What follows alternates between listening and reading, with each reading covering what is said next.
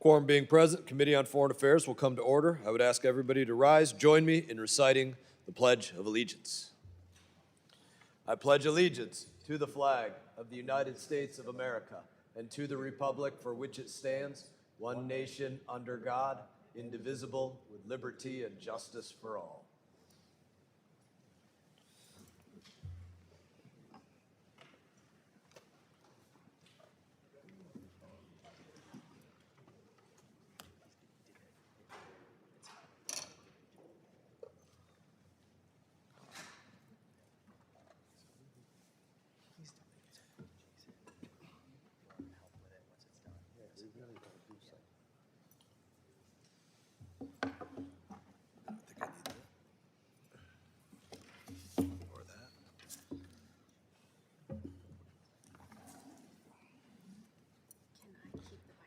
Yes, you may. I'd asked earlier if there was a unanimous consent to when we go to votes, if we could just be like, you know, the whole script you have to read for each bill. Yeah. Can you just use C that you say it once and then we roll into whatever vote? But anyway. Should be okay. Because we're not going to, I think there's only two bills that. I'm skipping us. We had thought about, let's have our staff talk about it. We had talked about a possible unblock. I don't know what my staff came up with, but that's a conversation too. Really? So, It's your floor staff. Yeah. I'm sure that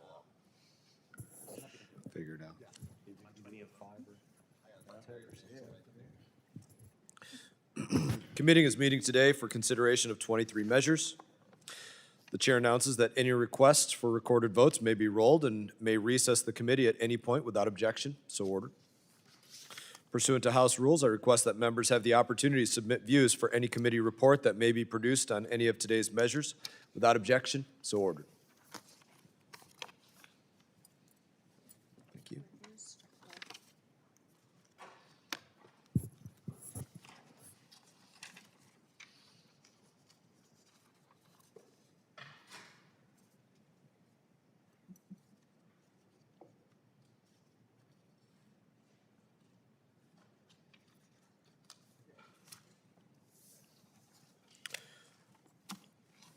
Pursuant to notice, I now call up H.R. 8202 to amend the Export Control Reform Act of 2018, provide for a 10-year statute of limitations for export control violations. The bill was circulated in advance, and the clerk shall designate the bill. H.R. 8202, to amend the Export Control Reform Act of 2018 to provide for a 10-year statute of limitations for export control violations. Without objection, the first reading is dispensed with, and the bill is considered read and open to amendment at any point. And I recognize myself for a couple of minutes.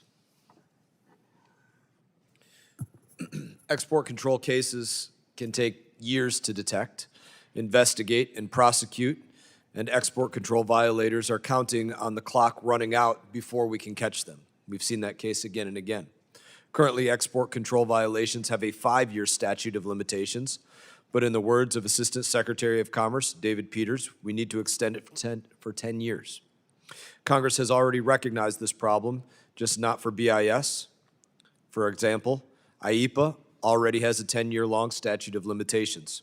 So while the Treasury has 10 years to pursue sanctions violators, Commerce still only has 5 years to pursue export control violators. This bill amends ECRA to establish a 10-year statute of limitations for both civil and criminal export control violations. I want to thank my colleague, Mr. McKenzie, for leading this legislation, and I urge my colleagues to support it. Ranking Member Meeks.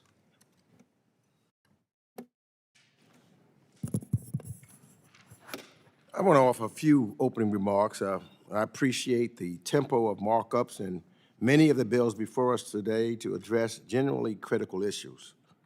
But I also just have to address that the American people will notice what isn't here. They wake up every morning to news about Trump's war with Iran, higher oil prices, the reality that we don't know why the president launched this disastrous war of choice or what the plan is to end it. They are watching to see whether this Congress serves as a check on executive power, as the Constitution requires, or serves as a rubber stamp. We've had this debate on the floor because I have forced it there. but it should be happening with the administration in this committee.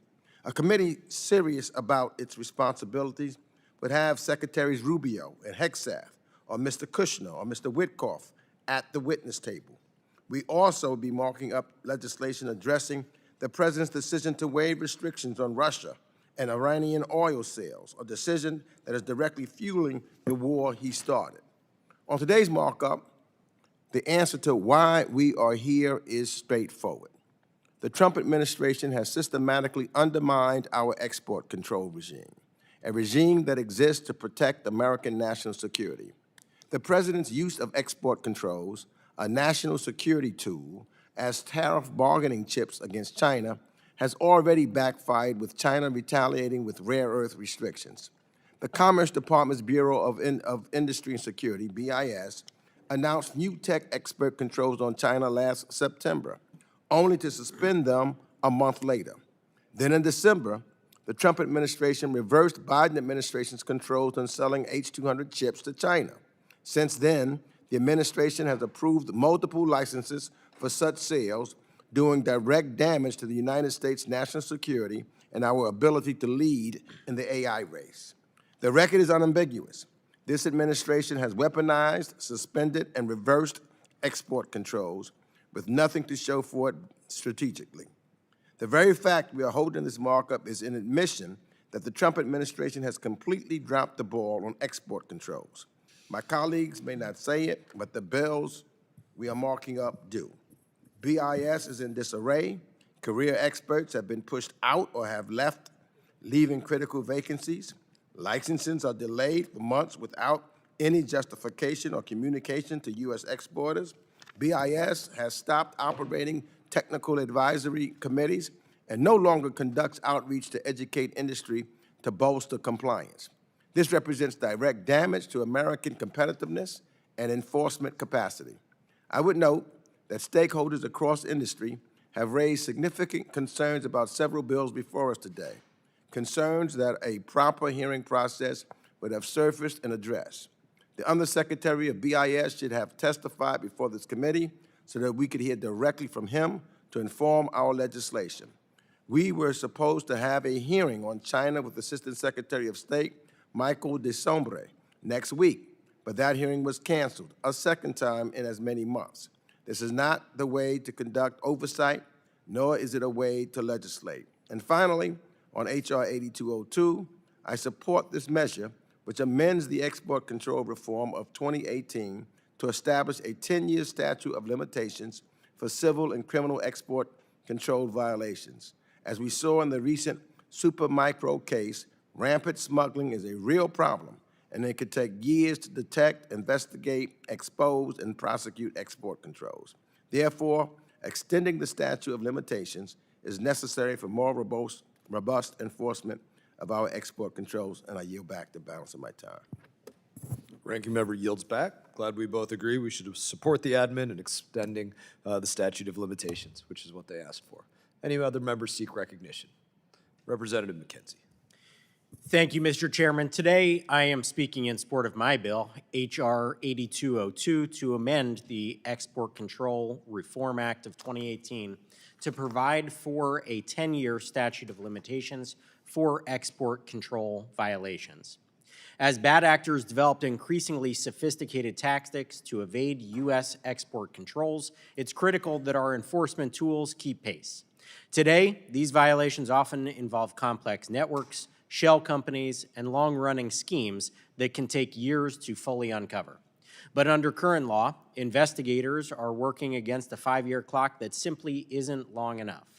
In 2024, Congress passed legislation to increase the statute of limitations for IEEPA-based sanctions violations from 5 years to 10 years. However, the Export Control Reform Act was left out of that legislation, creating an inconsistency that my bill would fix. With bipartisan support, updates to the law reflect today's realities by extending the statute of limitations from 5 to 10 years for both civil enforcement actions and criminal indictments, giving law enforcement the time they need to investigate thoroughly and hold bad actors accountable. And importantly, as the chairman just noted, this is not just our view from Congress in a bipartisan fashion. A few months ago, the Assistant Secretary of Commerce for Export Enforcement from the Trump administration came before Congress and made clear that the current 5-year window is insufficient for these complex investigations. And he called on us to extend it to 10 years. It's a practical, bipartisan, common sense step to strengthen enforcement, close a clear gap in the law, and better protect American national security. So I would encourage all of my colleagues to join in supporting this legislation. And with that, thank you, Mr. Chairman, and I will yield back. Any further discussion? Representative Castro. Thank you. I'm proud to join my colleague, Representative McKenzie, in introducing this bipartisan legislation to extend the statute of limitations on export control violations from 5 to 10 years. Our export control laws are some of the most important tools we have to keep sensitive American technology out of the hands of our adversaries. When those controls are violated, when bad actors route U.S. technology through shell companies, front organizations, and third country intermediaries to circumvent the law, we need to be able to hold them accountable. The problem is that under current law, we only have 5 years to do that. And 5 years is simply not enough time in many of these cases. The schemes that adversaries use to evade our export controls have grown dramatically more sophisticated over the years. So we're not talking about straightforward violations that investigators can uncover in a matter of months. We're talking about layered networks, falsified end-user certificates, and transactions designed from the beginning to be difficult to trace. By the time investigators have assembled the full picture of what happened, the clock has often already run out. And that's not acceptable when the technology at stake could end up in Chinese military programs, in Iranian weapon systems, or in the hands of other adversaries who want to use it against us. This bill makes a simple, targeted fix. It extends the statute of limitations for export control violations from 5 years to 10 years for both civil enforcement actions and criminal prosecutions. It also clarifies that a civil case is initiated when a charging letter is issued, closing an ambiguity that bad actors have tried to exploit. This is a common sense update to keep our enforcement tools matched to the threat environment that we actually face, and I urge my colleagues to support it. Any other members seek recognition? Seeing none.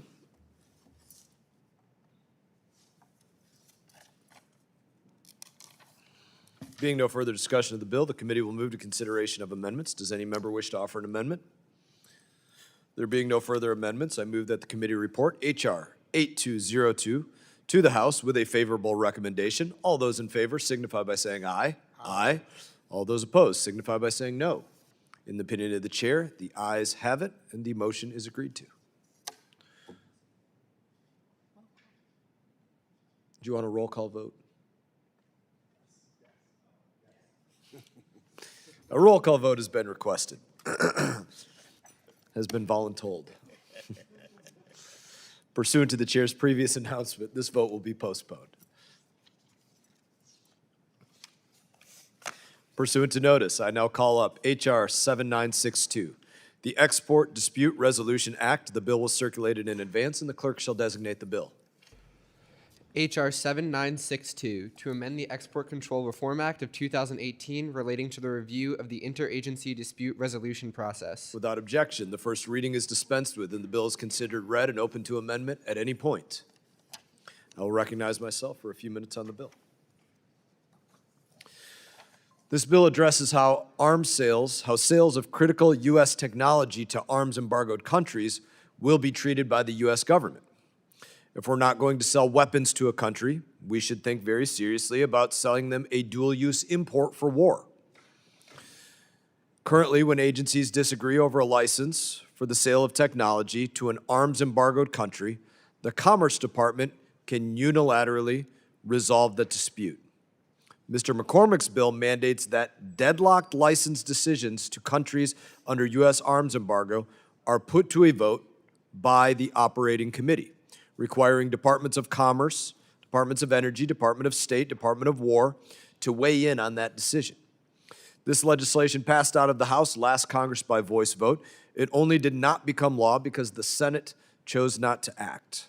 I urge all of my colleagues to support this legislation. And Ranking Member, do you have any comment? Yeah, I support this measure by Representative McCormick, which previously passed the committee and the House. It codifies certain procedures for dispute resolutions at BIS. so that the Departments of Commerce, State, Defense, and Energy can hash out their differences in a timely manner. And I yield back. Is there any further discussion? There being no further discussion of the bill, the committee will move to consideration of amendments. Does any member wish to offer an amendment?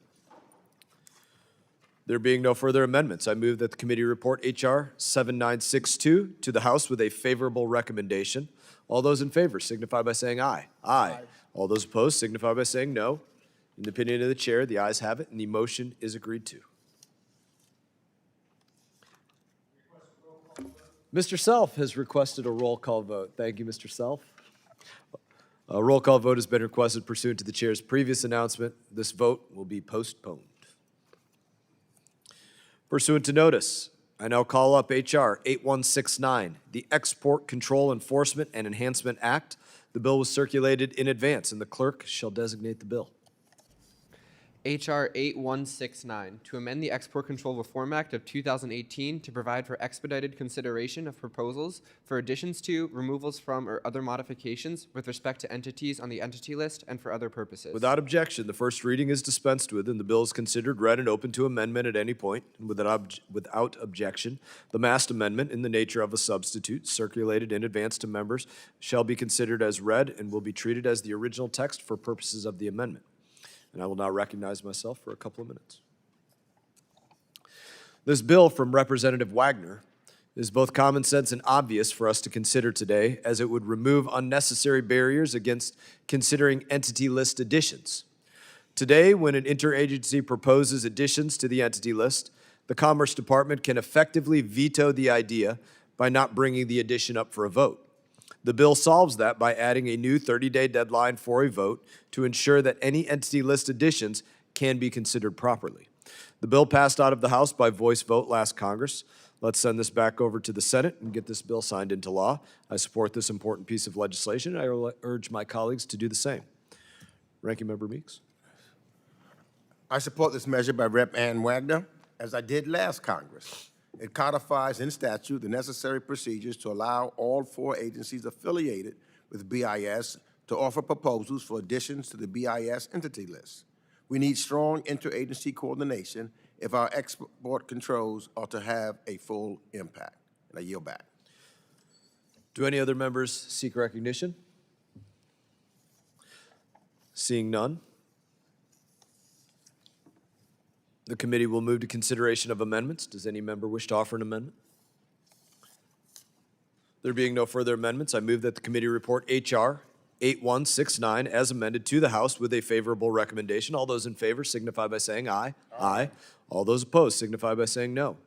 In the opinion of the chair, the ayes have it, and the motion is agreed to. Mr. Chairman, I ask for a roll call vote. A roll call vote has been requested. Pursuant to the chair's previous announcement, this vote will be postponed. Thank you.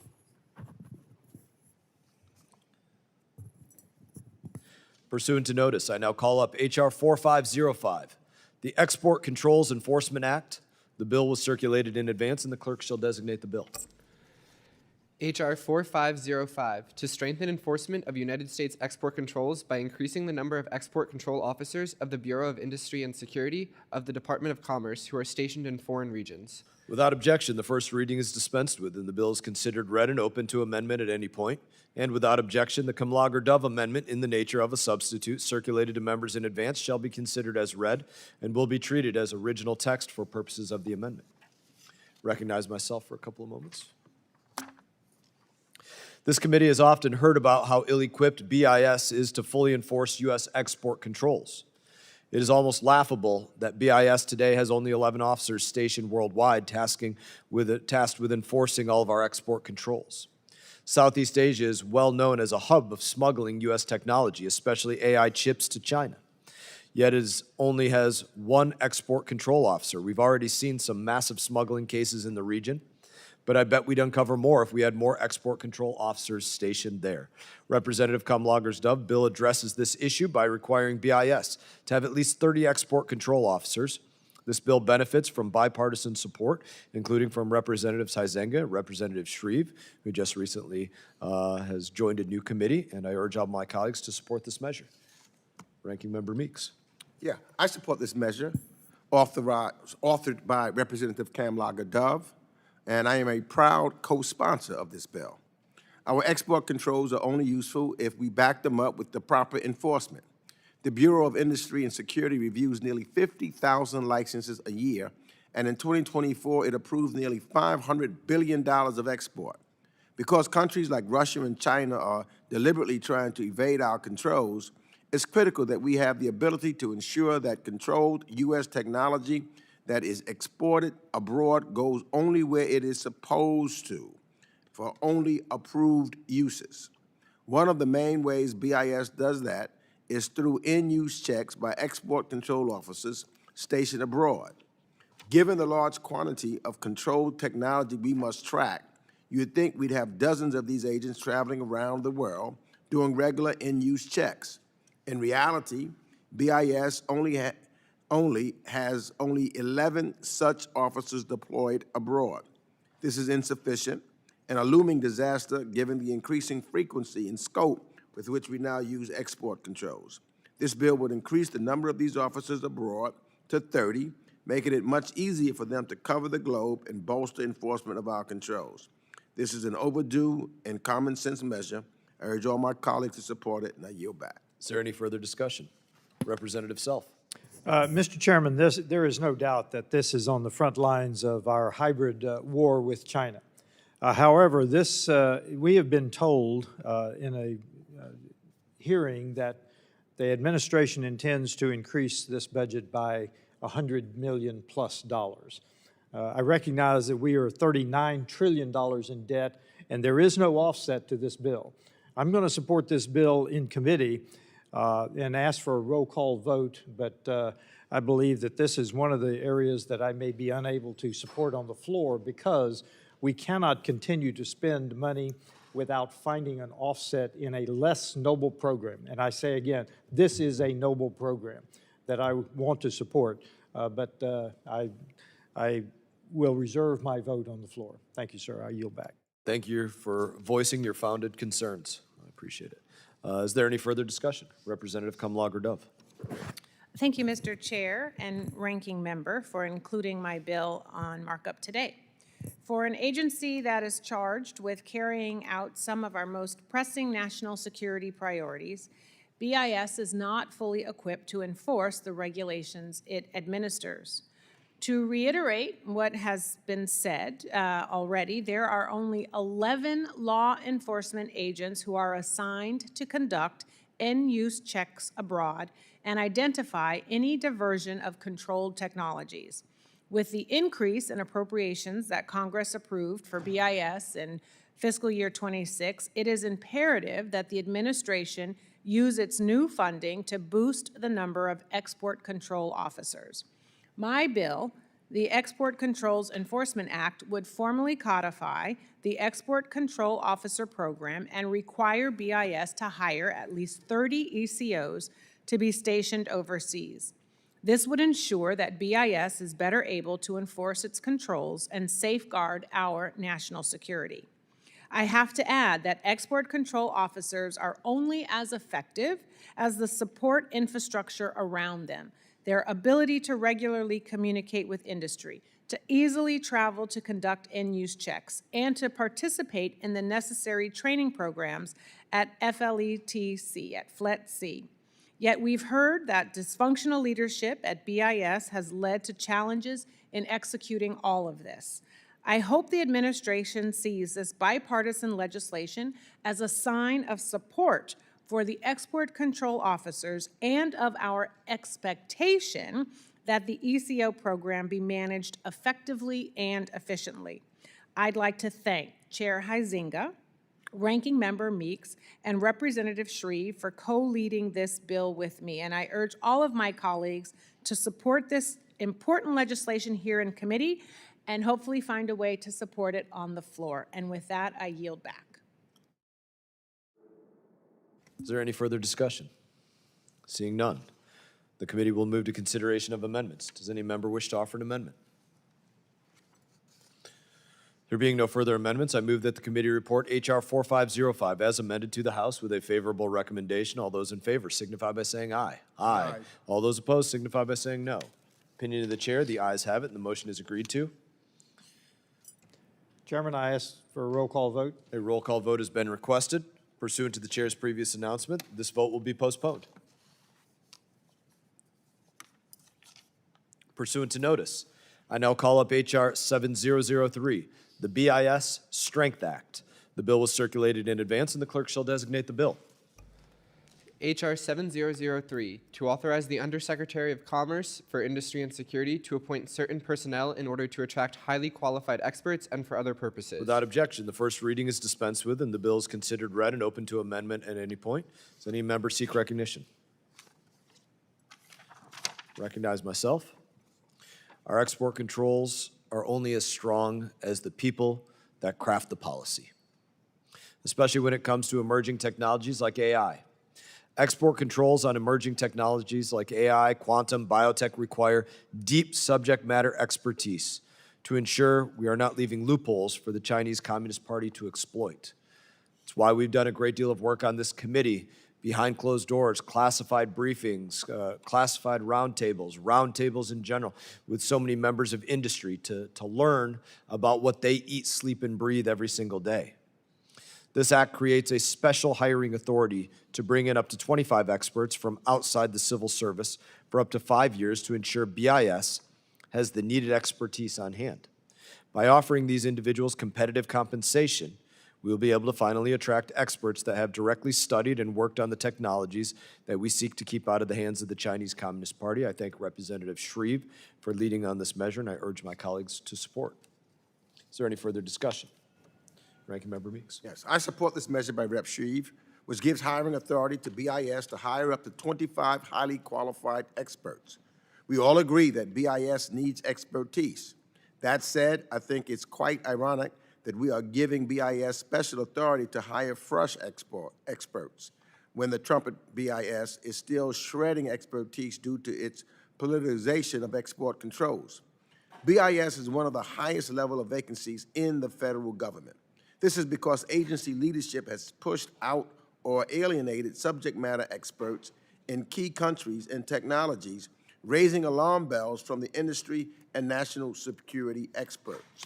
Yet, this committee has not had any oversight hearings or briefings on this topic with BIS. So, while I think Rep. Shreve's bill is critical for the long-term health of BIS, this committee must do more to solve the underlying problems generating a crisis of expertise at BIS today, which is this administration's own making. And I yield back. Any further discussion of the bill? Seeing none, the committee will move to consideration. Oh, Representative Self, you seek recognition? Yeah, Mr. Chairman, in the analysis of this bill, the positions under this office have grown from 403 to 585 between 13 and 24. So I will support this measure and ask for a roll call vote, but we need to also be working with BIS for their analysis on their positions. Are they adding administration when we need actual frontline workers? And I yield back. It's a very good point you bring up, Representative Self, and having had conversations with Mr. Kessler and others, I know you want to hear from them, but I would assure you, in those conversations, which we've had in SCIF and other places, this has been of discussion. I know you've been to some of them, but I'll make sure that you get more opportunity to hear from them again. So, any further discussion? Seeing none, committee will move to consideration of amendments. Does any member wish to offer an amendment? There being no further amendments, I move that the committee report H.R. 7003 to the House with a favorable recommendation. All those in favor signify by saying aye. Aye. All those opposed signify by saying no. In the opinion of the chair, the ayes have it, and the motion is agreed to. Mr. Chairman, I ask for a roll call vote. A roll call vote has been requested pursuant to the chair's previous announcement. This vote will be postponed.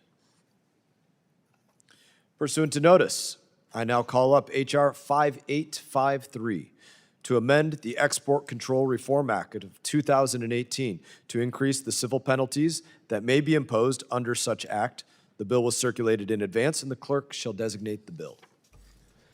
H.R. 5853, to amend the Export Control Reform Act of 2018 to increase the civil penalties that may be imposed under such act. Without objection, the first reading is dispensed with, and the bill is considered read and open to amendment at any point. Does the author seek recognition? Representative Self. Thank you, Mr. Chairman. I rise in support of my bill, H.R. 5853, which would amend the Export Control Reform Act of 2018 to increase civil penalties for violations of export control rules. Far too often, we have seen individuals and companies treat export controls as the cost of doing business. Currently, ECRA allows for civil penalties of twice the value of the transaction, or $300,000 per transaction. While these monetary amplifiers may work when dealing with transaction of dollars as the primary violation, it makes less sense for export controls involving America's most sensitive technologies. These penalties are negligible relative to the value of these illicit transactions. Take, for example, if an individual illegally sold a nuclear centrifuge to Iran, we can all agree that the harm to U.S. national security is significantly higher than the price tag of the nuclear centrifuge. Furthermore, ECRA's civil penalty ceiling has not been updated since the statute's enactment in 2018, 8 years ago. The scale and sophistication of PRC export control evasion has grown dramatically since that date. Increasing the statutory maximums for civil penalties must better reflect the true national security stakes of export control violations and help deter violators. That is why my bill raises the bar for deterrence of these transactions. Specifically, this act would increase the civil penalty from 2 times the basis of the transaction to 4 times the basis of the transaction. May not sound like a lot, but it would also increase the base civil penalty from $300,000 to $1.2 million. These penalty increases would compound the risk for professional smugglers who are attempting to sell out U.S. national security interests to China. Congress has a vital responsibility to ensure that sensitive technologies do not fall into the wrong hands. This is a matter of winning or losing the next war. Failure is not an option. I urge my colleagues to support this bill, and I yield back. Is there any further discussion? Ranking Member Meeks. I support this measure. We were all shocked to see the scale and sophistication of the evasion methods used by Supermicro in its scheme to smuggle $2.5 billion worth of NVIDIA chips and servers to China. There are many other schemes out there to undermine our controls.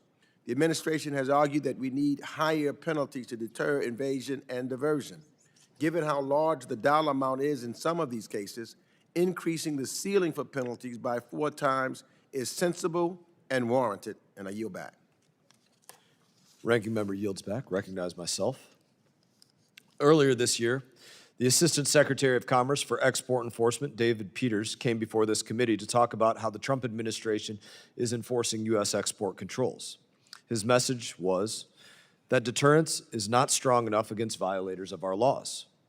Today, the statutory maximum civil penalty for violations of U.S. export controls is only twice the value of the product. That's insulting. It's insultingly low. It isn't a deterrent. It's not preventing these crimes from taking place. Just earlier this year, the Trump administration unveiled perhaps the biggest export violations in U.S. history. The founder of Supermicro worked to smuggle our advanced AI chips to China directly, effectively turning a major corporation into a Chinese smuggling shell. These smugglers simply weren't deterred by the existing penalties. This bill will help the Trump administration's crackdown on these export control violations. It would raise the cost for violating controls by increasing the maximum civil penalty from 2 to 4 times the value of the transaction, forcing violators to feel a significant punishment.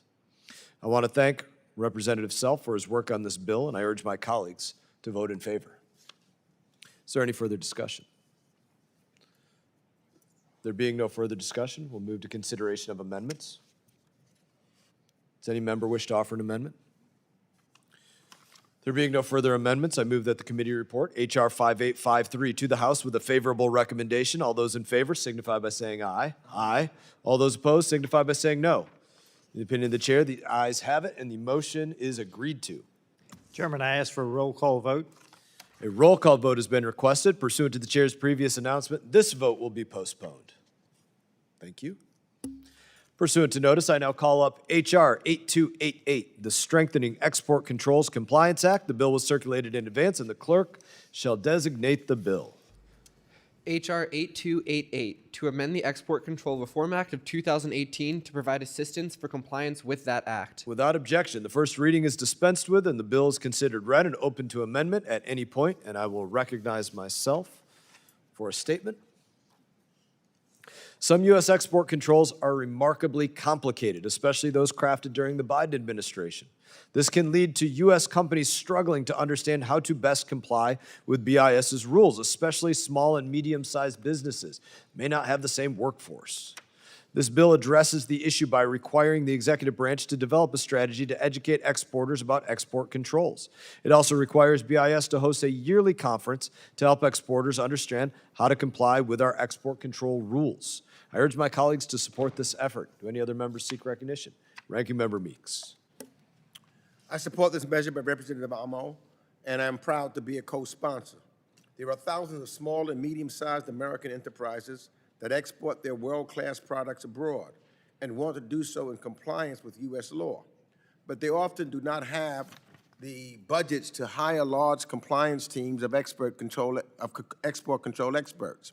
This is why in the Export Control Reform Act of 2018, Congress specifically directed BIS to report on its efforts to provide exporters with compliance assistance, including specific actions to assist small and medium-sized businesses.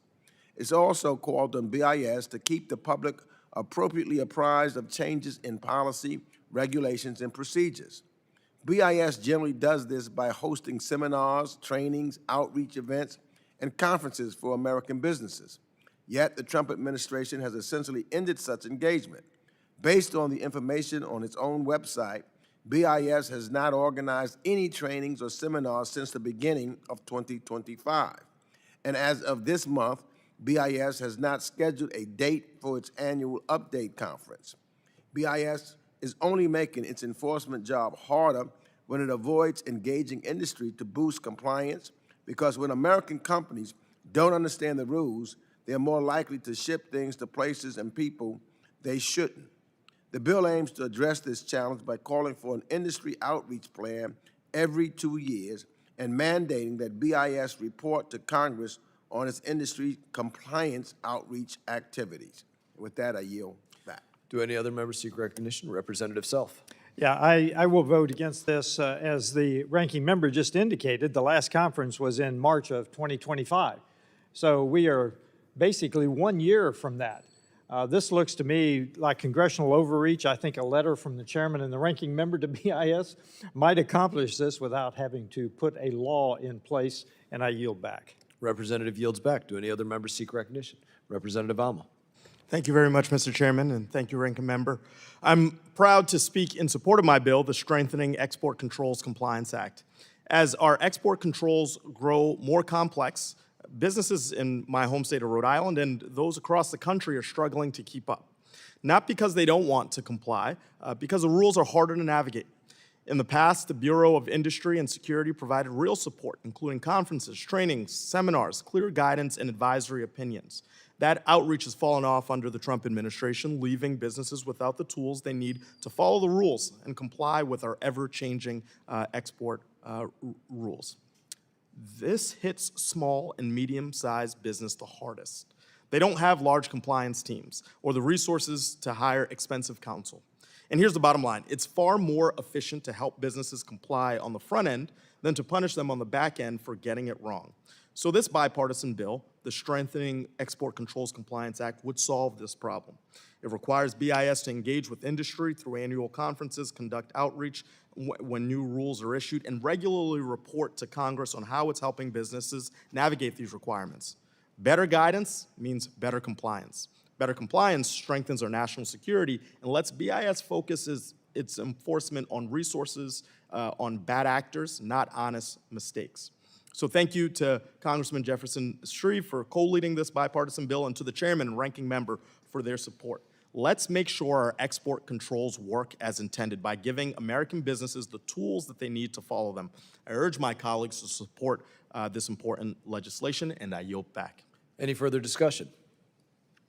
Seeing no further discussion, we'll move to consideration of amendments. Does any member wish to offer an amendment? There being no further amendments, I move that the committee report H.R. 8288 to the House with a favorable recommendation. All those in favor signify by saying aye. Aye. All those opposed signify by saying no. Opinion of the chair, the ayes have it, and the motion is agreed to. Request, Mr. Chairman, I request a recorded A roll call vote has roll been call vote. requested pursuant to the chair's previous announcement. This vote will be postponed.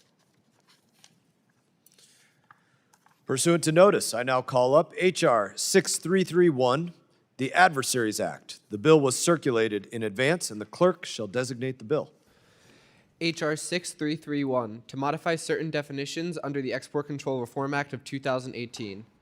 Be it enacted by the Senate and House of Representatives of the United States and Congress assembled. This Without act may objection, be- the first reading is dispensed with, and the bill is considered read and open to amendment at any point. Without objection, the Miller Amendment, in the nature of a substitute, circulated to members in advance, shall be considered as read and will be treated as original text for the purpose of the amendment. Any members seek recognition? Recognize myself. This bill will address one of the most egregious loopholes in U.S. export controls today. Chinese military end users setting up subsidiaries in the U.S. and gaining access to our technology. Huawei. Huawei is restricted from buying U.S. technology for very good reason. But its subsidiary, FutureWay, yes, you can't make that up, is greenlit to buy whatever technology it wants without U.S. government review. FutureWay is even allowed to buy NVIDIA's Blackwell AI chips with no restrictions. It is legally treated the same as OpenAI, Google, Anthropic, or other great AI companies. Why? Because it is technically headquartered in the United States. All Huawei had to do is to get our tech is to set up a shell company here. The Adversaries Act takes a first step in addressing this by having BIS recommend what legal changes are needed to mitigate this issue. I'd like to thank Mr. Miller for his work on this legislation and ask, do any other members seek recognition? Ranking Member Meeks. I support this measure, and I want to really thank Representative Miller and Chairman Mast for working with me on a bipartisan compromise on this bill.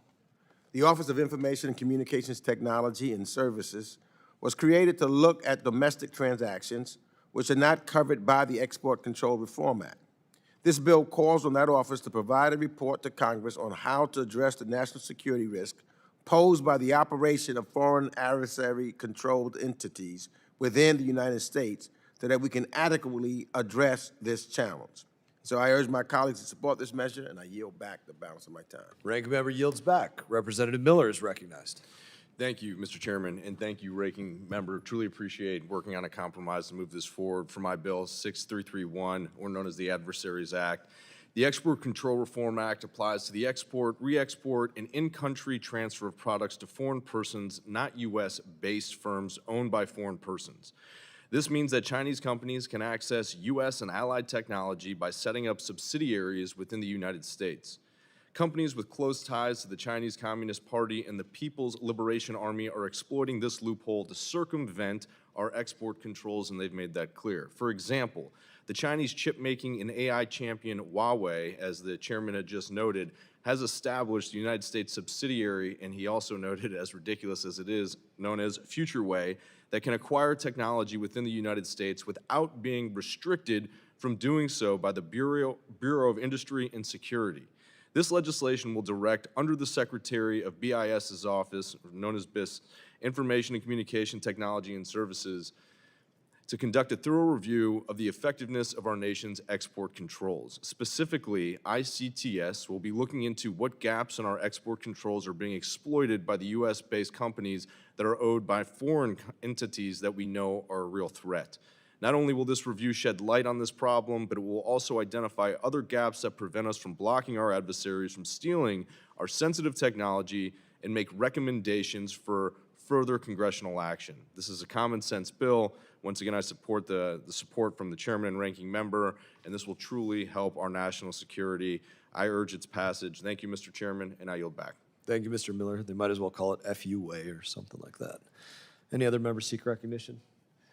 Yes, Representative Liu. I move to strike the last word.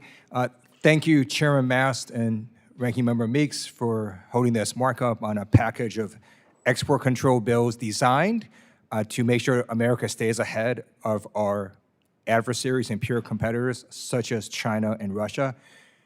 What I really want to talk about is an alarming new development with regards to our peer adversaries such as China and Russia that has been exposed by this unconstitutional war in Iran. And it is this: in any prolonged conflict that the United States has with our peer competitors and adversaries such as China and Russia, the United States will lose. And that is because we will run out of munitions. In this unconstitutional war in Iran, based on new media reporting, the United States has already expended 50% of our THAAD interceptor missiles, 50% of our Patriot missiles, and 30% of our Tomahawk missiles. And this is only about a month and a half. And so China and Russia are looking at this knowing they can just stockpile up on drones and ballistic missiles. And after a few months, the United States will run out of munitions to defend against that. But it exposes a second fatal flaw, which is this is completely not sustainable. A Patriot missile costs between $4 and $4.5 million. An Iranian drone costs about $30,000 to $50,000. It's like shooting Ferraris at Frisbees. We cannot match this asymmetrical warfare, and we can never make enough of these defensive munitions. So Iran has estimates of over 80,000 drones, over 100,000 drones. The United States has a Patriot missile inventory of over 10,000 Patriot missiles made over 40 years. We're never going to be able to produce enough defensive munitions against these drones. And the third fatal flaw that this war has shown, this unconstitutional war, is that even against a second-rate military, we can't stop damage to our military bases and operating locations. I previously served in active duty United States military. We have an amazing Air Force, and one reason is we gain air superiority every time very quickly. That's what we did in Iran. We had air superiority very quickly. We have it right now. And despite that, we could not stop Iranian drones and missiles hitting over 20 operating locations, including approximately 13 United States bases. This is a second-rate military, and our defensive countermeasures could not stop these attacks. And so China and Russia is looking at this, and they know, for example, let's just talk about the Indo-Pacific. China knows in any war in the Indo-Pacific, our military bases will be destroyed, flat out. And if they're not destroyed immediately with a first-rate military that we're going to be dealing with, they'll be destroyed over time because, again, we run out of defensive missiles. So we need a brand new strategy, a brand new national security strategy and defensive strategy in the Indo-Pacific and other areas. And I urge the chairman to have a hearing on that.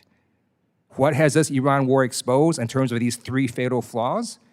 And how does this apply to our peer adversaries such as Russia and China who are looking at this war right now and realizing, again, in any prolonged conflict, the United States is going to lose?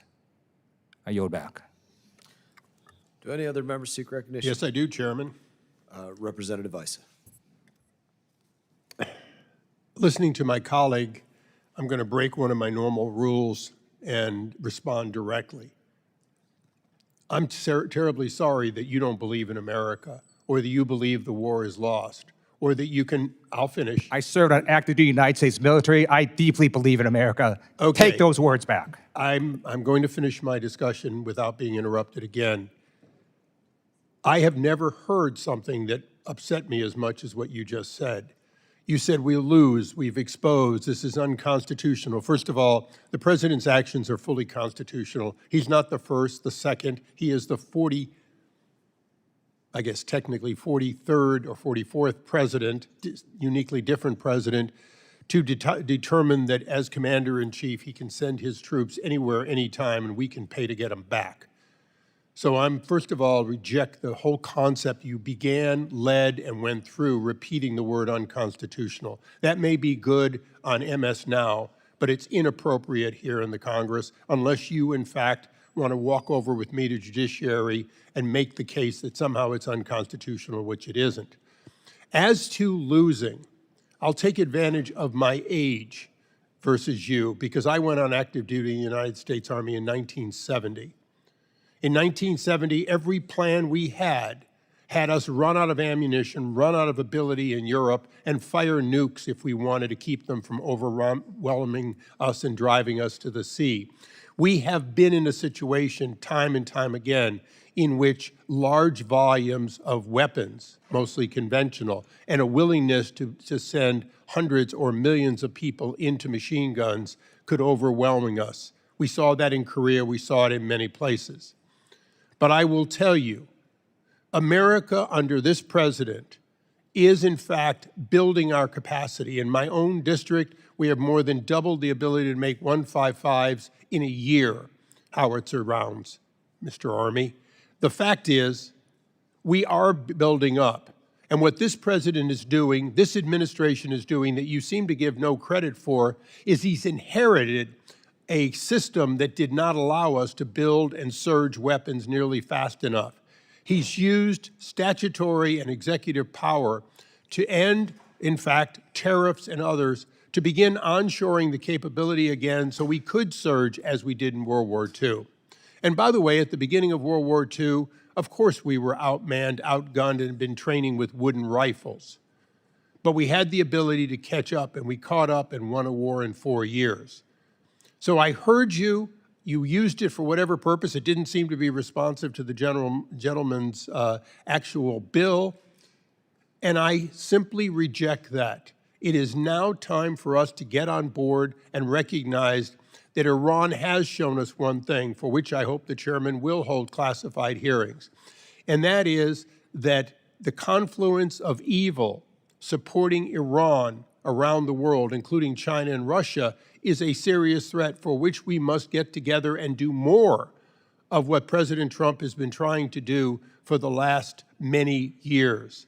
So I'm sorry, but this is one time in which I would wish that you had phrased completely different two things. This is not an unconstitutional war. In fact, this is a very large skirmish that has shown us the vulnerability, as you said, but not to a period of hopelessness, but instead to a period of needing to do exactly what the president's doing, and many in this Congress are fighting him tooth and nail. That is what I have to say, Mr. Chairman. I apologize for not speaking on the underlying bill beyond saying that I will be supporting it, and I yield back. Any other members seek recognition? Representative Self. Thank you, Mr. Sorry, Chairman. Representative Self, I didn't see. Go ahead, Representative. Thank you, Mr. Chairman. I don't think it's a skirmish. I don't think it's a journey. I don't think it's an excursion. I yield my time to Mr. Liu. Thank you, Representative Jayapal. I just want to note that the President of the United States calls this a war. The Secretary of Defense calls this a war. This is not a skirmish. And the Constitution is really clear. Only Congress can declare a war. But what I really want to focus on, again, are just the simple facts. We're going to run out of munitions. Right? It's just a fact.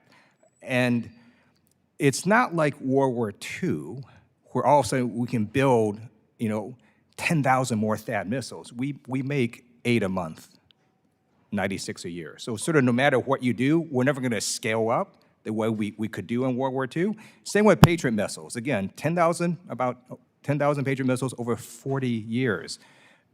And then these drones can be mass-produced just very quickly. So there's just this asymmetry that we're not going to be able to counter. And so I'm just asking for a hearing on a whole new strategy we're just going to need.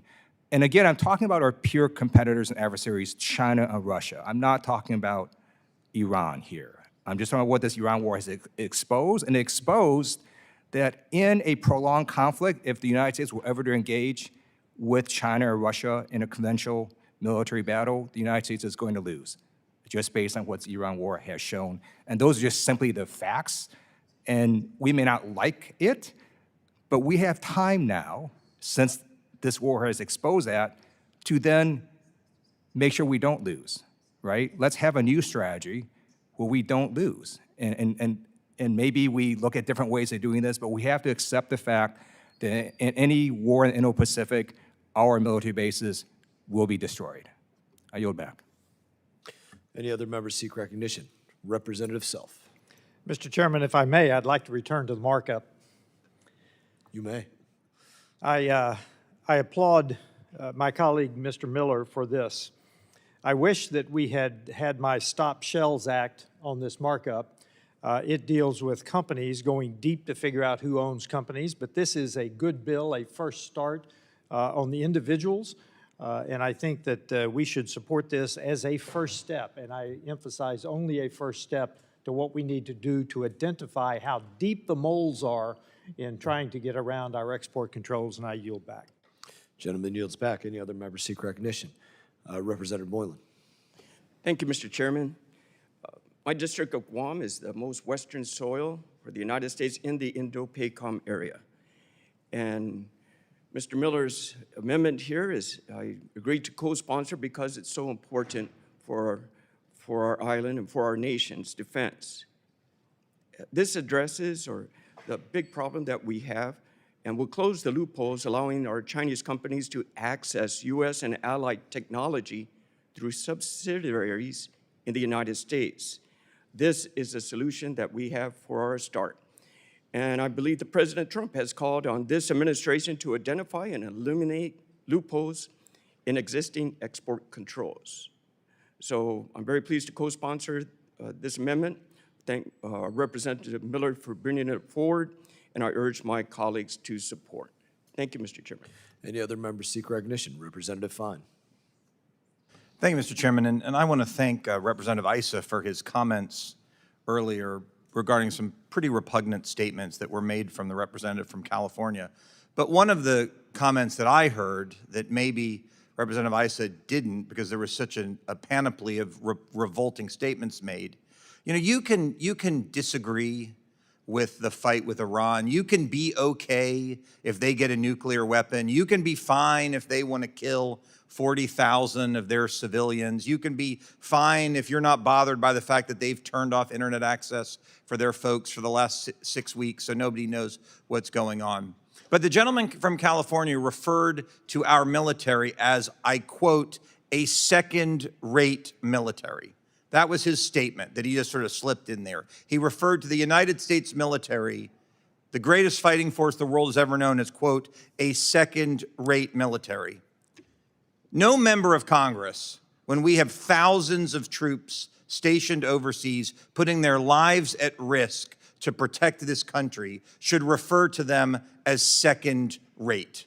It was disgusting, it was repulsive, and frankly, he ought to apologize to every one of our service members who's at risk around the world. That's all I wanted to say, Mr. Chairman, and I yield back. Representative yields back. Mr. Chairman, I just want to say, just for the record to be clear, that he said Iran's military was second. No, he didn't. He referred to our Well, military.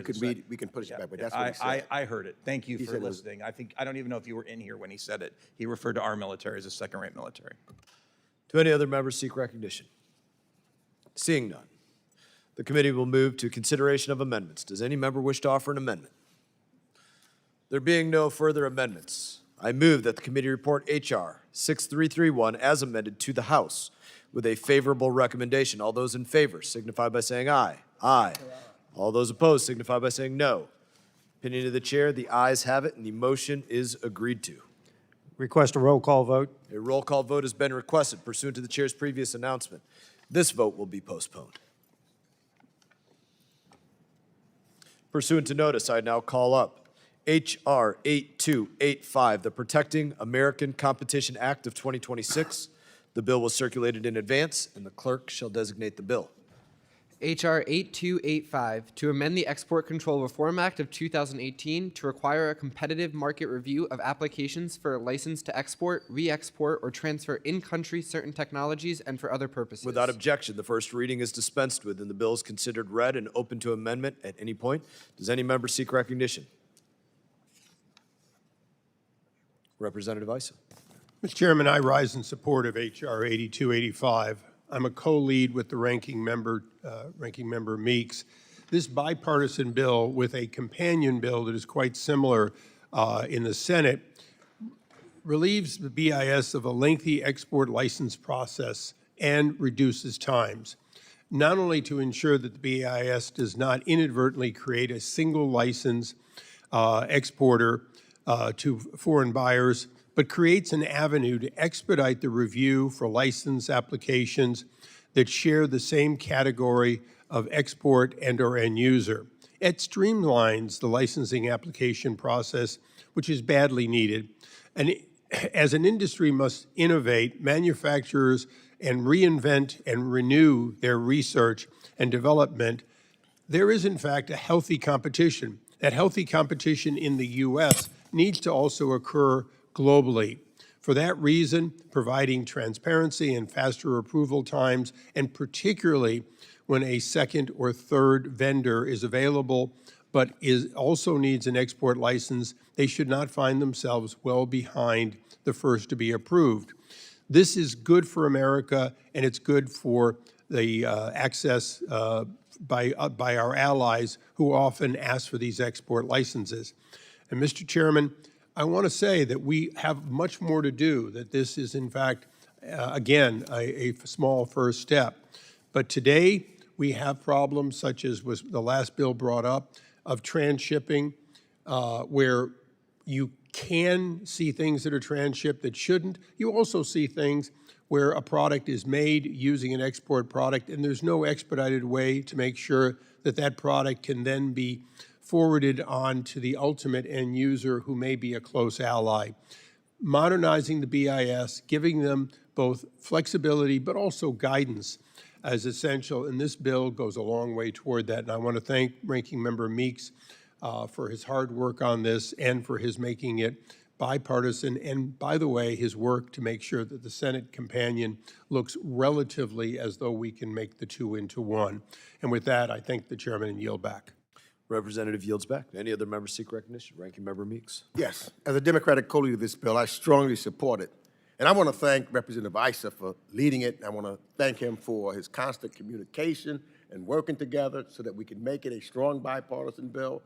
Again, similar to the language that's coming out of the Senate, I think is really, really important. I want to thank him for always reaching out and calling and try to do this thing in a bipartisan way. BIS must not play favorites and should treat all U.S. companies consistently when it is reviewing licenses. There have been a few instances in the past where an American company has been denied for the same license for which another American company was approved. This should not happen.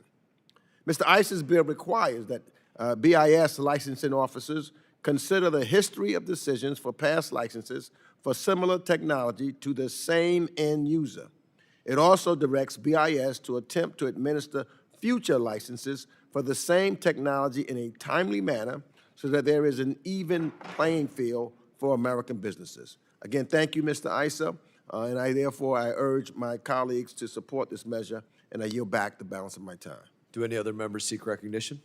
I'll recognize myself. I want to thank you, Representative Issa, for your work and your counsel always, the work that you do on so many pieces of legislation. Export controls, they ensure America and our allies' innovations don't give our adversaries capabilities or advantages that cause us harm. That's the point. That's why we're doing this. But they're not meant to stifle American competition in the process, and that's something that we have to be aware of. There have been instances in the past when BIS has approved an export for one company, but due to unintended bureaucratic mistakes, did not adjudicate the same application for a competitor. This can be unfair and without any clear national security benefit to the U.S. This bill is straightforward. If two companies are applying for a same license to sell the same type of item to the same end user and BIS approves one license, then BIS should be timely in adjudicating the other competitor's license. We want to make sure that bureaucracy does not get in the way. We have to ensure that these export controls remain a national security tool while making sure our licensing process is fair for companies and does not undermine the value of competition. I want to again thank you, Representative Issa. Thank you, Ranking Member Meeks, for your efforts to level the playing field, and I urge my colleagues to support this measure. Is there any further discussion of the bill? There being no further discussion, we'll move to consideration of amendments. Does any member wish to offer an amendment? There being no further amendments, I move that the committee report H.R. 8285 to the House with a favorable recommendation. All those in favor signify by saying aye. Aye. All those opposed signify by saying no. Opinion of the chair, the ayes have it, and the motion is agreed to. Request a roll Mr. call Chairman, I'd vote. like a recorded vote on that. A roll call vote has been requested. Pursuant to the chair's previous announcement, this vote will be postponed. Yeah.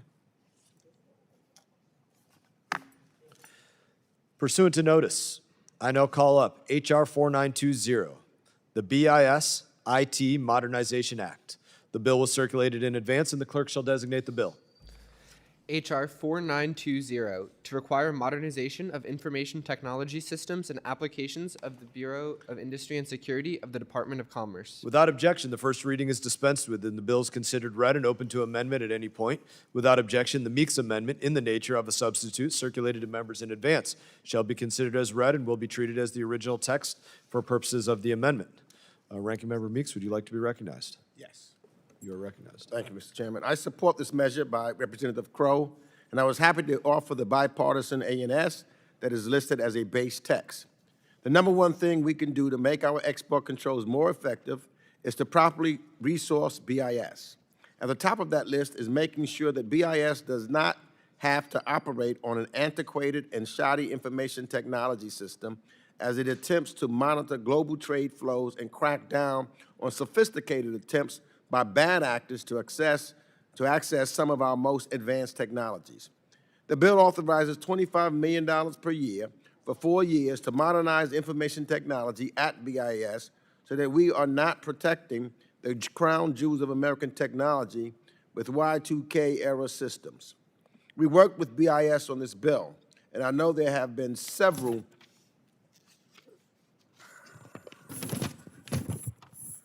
think tanks that have put IT modernization as one of the best investments we can make into our national security today. And I'm proud to support this bill as the product of that collaboration, and I yield back the balance of my time. Do any other members seek recognition? I'll recognize myself. This bill addresses the national security threat posed by BIS' catastrophically poor IT systems. A system that was built more than a decade ago with issues such as when users search for information in the licensing process system, they'll often get different answers every single time instead of consistent answers. Or the search bar can't handle long terms, so companies like China's SMIC or Semiconductor Manufacturing International Corporation cannot be searched properly. That's a really silly problem. BIS's IT is still living in 2008, yet it's working to stop Chinese Communist Party from getting their hands on the most cutting-edge technologies. This bill requires BIS to upgrade its IT systems to enhance the productivity and efficiency and to enhance the performance of the Bureau. This measure benefits from the majority input to ensure that the funds dedicated to this modernization project only come from funds already appropriated. I urge all of my colleagues to support this measure. Do any other members seek recognition? Seeing no further discussion, do any other members seek to offer an amendment? Do any members seek to offer an amendment? There being no further amendments, I move that the committee report H.R. 4920 as amended to the House with a favorable recommendation. All those in favor signify by saying aye. Aye. All those opposed signify by saying no. Opinion of the chair, the ayes have it, and the motion is agreed to. A roll call vote has been requested. Pursuant to the chair's previous announcement, this vote will be postponed. And as votes have been called, the committee will stand in recess.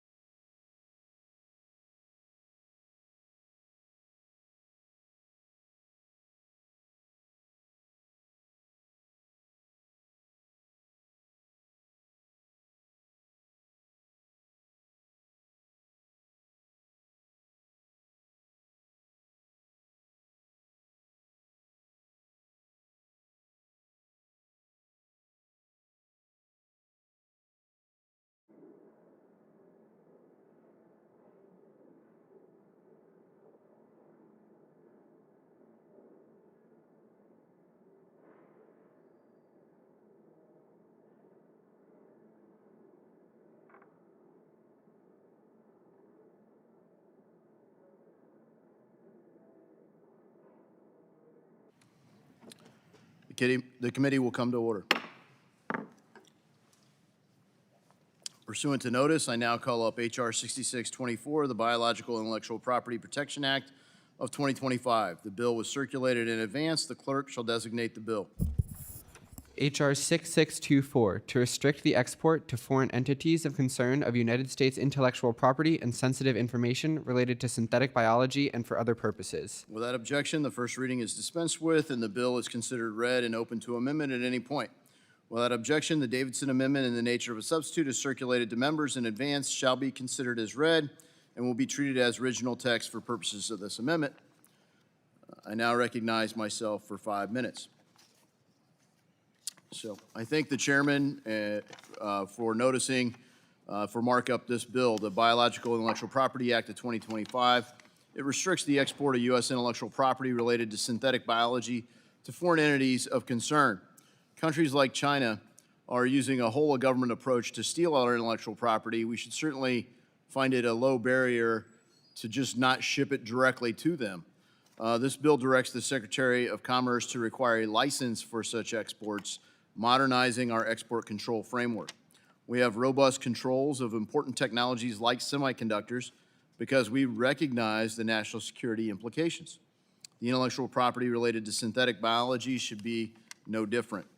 Any sensitive intellectual property that falls into the hands of an adversary could be weaponized against us, and that's why I urge a yes vote on this bill, and I'm proud to have bipartisan support for it. We did receive feedback, and we tried to address those in the amendment in nature substitute, giving a delay in enforcement until January of 2029. It's not a small change in the market, and contracts are tedious to amend, and rulemaking is hard for our executive branch agencies at times on some of these issues. So we've tried to accommodate some of these things. I think we've got it right. I hope we can work together to get this across the finish line, and with that, I yield. Does anyone else seek recognition? Is there discussion on the bill? Mr. Meeks, Chair recognized for 5 minutes. Thank you. Let me start by saying I really appreciate the sponsor, Mr. Davison's willingness to negotiate the text of this bill in the run-up to this markup. And I particularly also want to acknowledge that he has shown tremendous courage on important issues of the day over the past several months. We need more of that in this chamber, even if we cannot ultimately come up to an agreement. Nonetheless, you know, I have to oppose H.R. 6624 in the current form, but I'm hopeful that we can eventually reach a bipartisan agreement. We're still trying to work together to do that. Many of the bills on this markup are focused on BIS's shortcomings. Some of those failings aren't its fault, like Congress's inability to get the agency resources BIS needs to modernize its IT. Other problems can very much be placed at the feet of the agency. Its failure to maintain technical advisory committees, appropriately consult with compliance professionals in the private sector, process licensing expeditiously, or impose new controls on crucial technologies to ensure America's continued lead in the AI race over China. I raise this to say that we need BIS to be able to do the basics. My concern with this bill is that it is asking BIS to do something it is much less equipped to handle. The agency is used to dealing with semiconductors and other electronics and avionics and aircraft engines. It has neither the personnel nor the expertise to stand up significant new controls on biologics. The agency could struggle vastly to carry out a new mandatory licensing requirement, synthetic DNA and RNA, and the time and effort it would take to do so would undoubtedly undermine the agency's focus on the many new semiconductor controls this committee is asking the agency to undertake at this very markup. The Trump administration and the Biden administration have intentionally opted not to impose the types of controls required by this bill. I'm genuinely open to work with Mr. Davison and the majority on this bill, and will support a bill that requires an analysis of the merits of these controls, as well as the feasibility and the cost of relevant BIS licensing and enforcement programs. If the controls were meritorious upon further study and feasibility and feasible to implement, I would fully support a mandatory licensing requirement. But without that information, I'm going to have to vote no on this legislation, and I yield back the balance of my time. The gentleman yields back. Is there further discussion on the bill? There being no further discussion on the bill, the committee will now move to consideration of amendments. Does any member wish to offer an amendment? We already did the amendment in the nature of a substitute. Do you have an amendment to the amendment? I do not. The amendment to the amendment has the changes. Oh, I do have an amendment at the desk. I thought we had already done that with the ANS. The clerk shall distribute the amendment.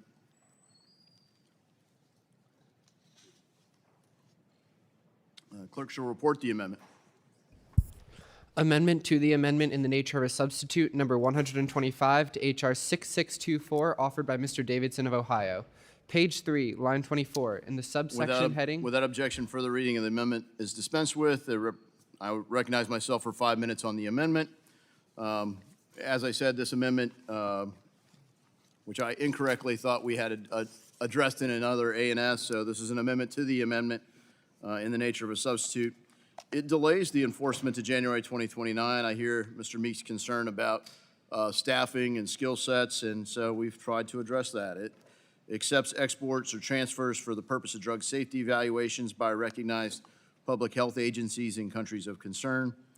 It accepts exports or transfers for the purpose of trial activity uniquely tailored to an individual use. So you're just targeting a specific individual for some of these things. It accepts deemed exports, which are defined as transferring technology to a foreign person in the United States. Any release in the U.S. or tech source code to a foreign person is deemed to be an export to the foreign person's most recent country of citizenship or permanent residency. And it clarifies the definition of synthetic nucleic acid. It is intended to be a workable solution. I do fear sometimes, particularly in this field, that the pharmaceutical industry wields a lot of influence here. And I hope they're not trying to undermine something that really is important for our national security, but may be good for the bottom line on some of the pharmaceutical companies. I'm concerned about that. What I hope the consensus will rapidly build so that we can safeguard the intellectual property, and frankly, that does benefit our companies when we protect their intellectual property. They're not just being targeted by random actors. They have whole nation states trying to steal the intellectual property. So it should be another reason for more investment in the United States, because we are going to protect the companies that are here. We are going to protect the products that are licensed here and the intellectual property that is put to use in our country. And it's just going to be exploited in a lot of countries of concern. So I hope we can find the consensus to get this done between this markup and the time we hit the floor. I look forward to collaborating with all my colleagues to make sure this is something everybody supports, because I think it's clearly in the interest of our country. With that, I yield back the balance of my time. So I yield back. Any discussion on the amendment? Any other members seek recognition? So, I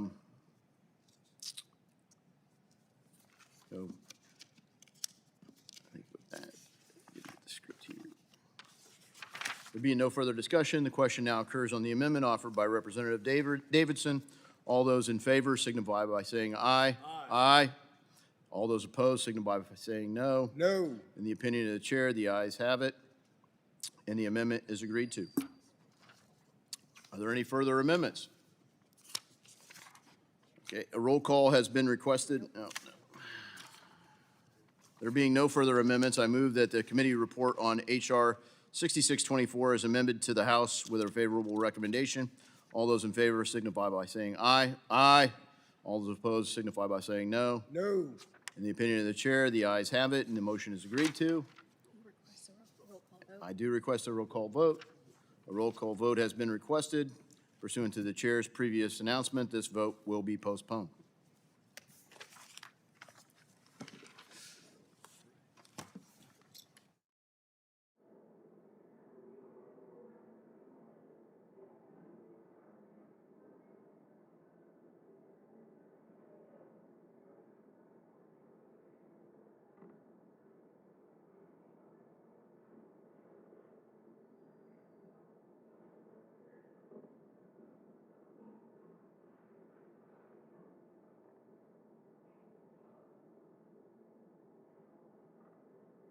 Pursuant to notice, I now call up H.R. 6996, the full AI Stack Export Promotion Act. The bill was circulated in advance, and the clerk shall designate the bill. H.R. 6996, to facilitate the export of United States artificial intelligence systems, computing hardware, and standards globally. Without objection, the first reading is dispensed with, and the bill is considered read and open to amendment at any point. Without objection, the fine amendment in the nature of a substitute circulated to members in advance shall be considered as read and will be treated as original text for purposes of the amendment. Do any members seek recognition? Representative Fine. Thank you, Mr. Chairman.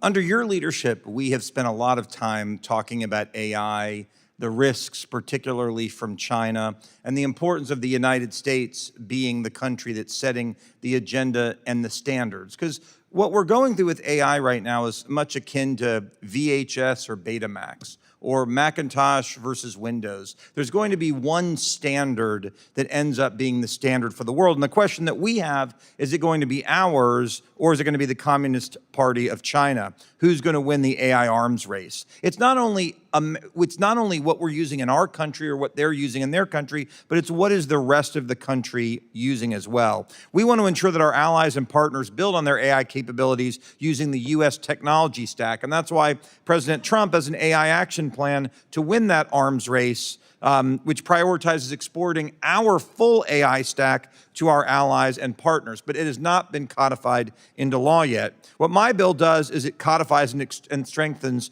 President Trump's plan to export our full AI stack by doing a number of things. It directs the Secretary of Commerce to establish a program receiving proposals from industry groups to facilitate secure exports of the U.S. full AI stack to allies and partners. It eliminates foreign barriers by requiring the Secretary of State to develop a diplomatic strategy for easing U.S. AI companies' access to foreign markets, countering authoritarian influence, and promoting AI governance approaches that reflect American values.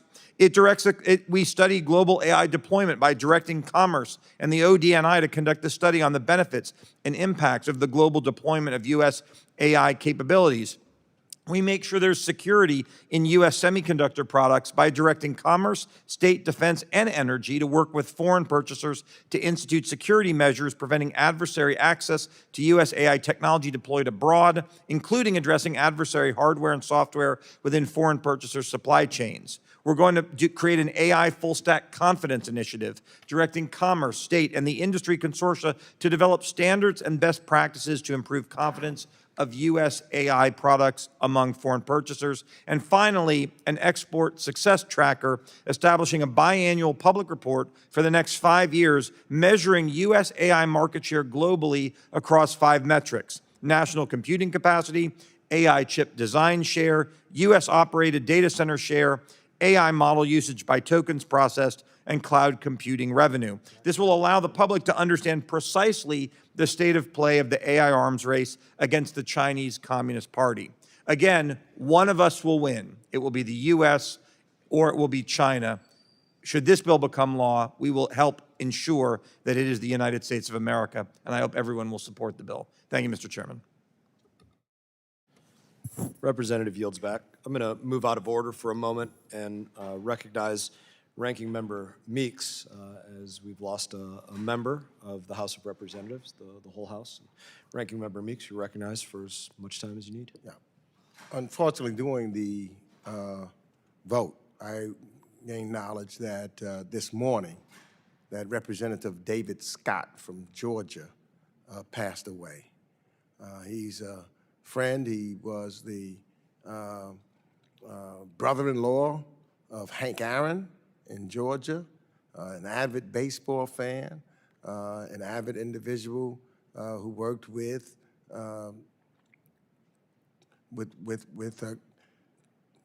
the Georgia delegation and completely, someone that was filled with respect in that regards, and he's going to be missed. He's an individual who has integrity and character, and I was just with him yesterday.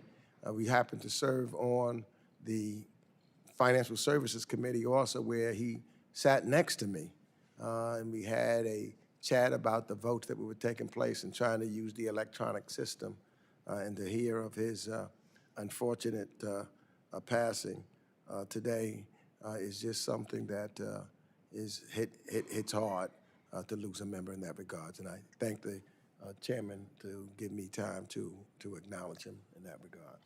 Absolutely, Ranking Member Meeks, and thank you. We will continue on with regular order here. Do any other members seek recognition? Thank you, Mr. Chairman, and I also extend my sincere condolences to Representative Scott's family and friends. We worked together on a number of issues when he was ranking member of the Agriculture Committee, and it's a grave shock. Thank you for recognizing him, Mr. Meeks. On this bill, this is an interesting situation because we essentially have a tech bill that is coming through HVAC, and I appreciate the sponsor's efforts to create a comprehensive strategy around exporting AI.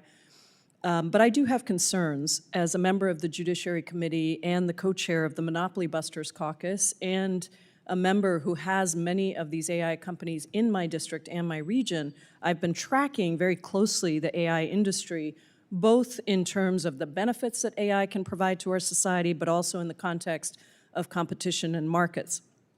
Export controls have an important role to play in the AI market, and this bill essentially codifies President Trump's July 2025 executive order. The approach marshals taxpayer-funded resources to artificially prop up a handful of corporations rather than having them compete on their own merits in a free market. When ChatGPT became popular in 2023, it seemed like the market was poised for robust competition with a new crop of Silicon Valley challengers like Stability AI and Inflection AI. 3 years later, it is very clear that the AI industry has now become consolidated in the hands of the usual suspects: Google, Microsoft, Meta, Microsoft-backed OpenAI, and Google-backed Anthropic.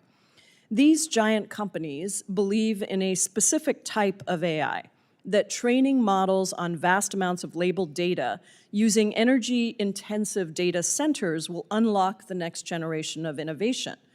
But that's not the only model of AI that could work. Startups across the United States are exploring an alternative model that relies less on labeled data and more on reinforcement learning.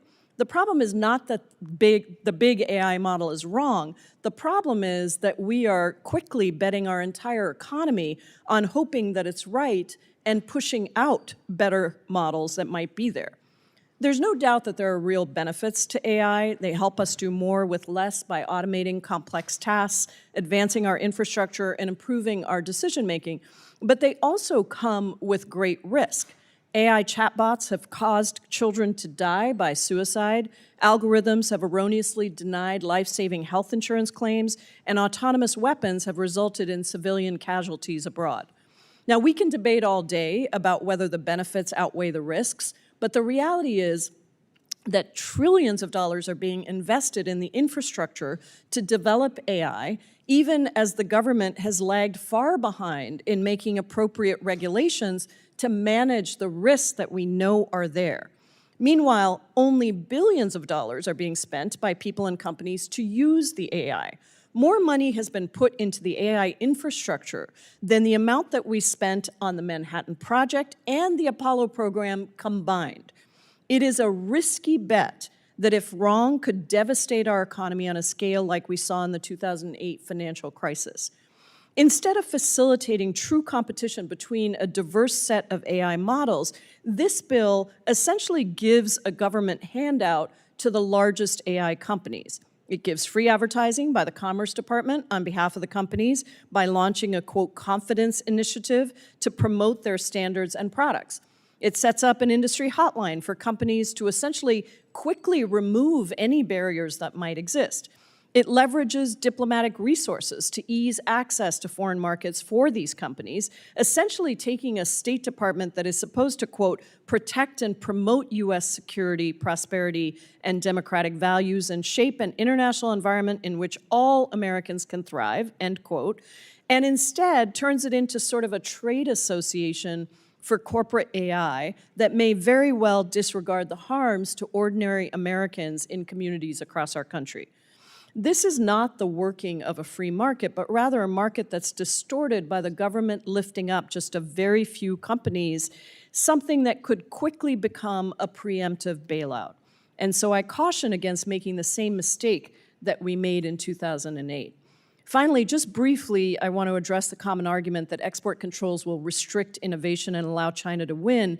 What these arguments miss is the fact that we need a truly competitive market to unlock a version of AI that maximizes the benefits, minimizes costs, and meets high standards of accuracy and security. So I will be voting no, and I urge my colleagues to vote no as well. I yield back. Do any other members Oh, seek recognition? And I'm sorry, Mr. Chairman, I also have some unanimous consent requests. Fire away. I seek unanimous consent to enter into the record a March 2026 Time article entitled "We Must Prepare for an AI Bubble Now." Without objection. A July 2025 Economist article entitled "America is Easing Chip Export Controls at Exactly the Wrong Time." A February 2025 New York Times article entitled "Stop Worshipping the American Tech Giants." Without And an April 2026 press statement entitled "House Foreign Affairs Committee Must Oppose the Full AI Stack Export Promotion Act." Without objection. Thank you, Mr. Chairman. Do any other members seek recognition? Ranking Member Meeks. To lead in the AI race, it is critical that we are exporting the U.S. AI stack globally in a safe, competitive, and transparent manner. And I don't agree with many aspects of the Trump administration's AI action plan.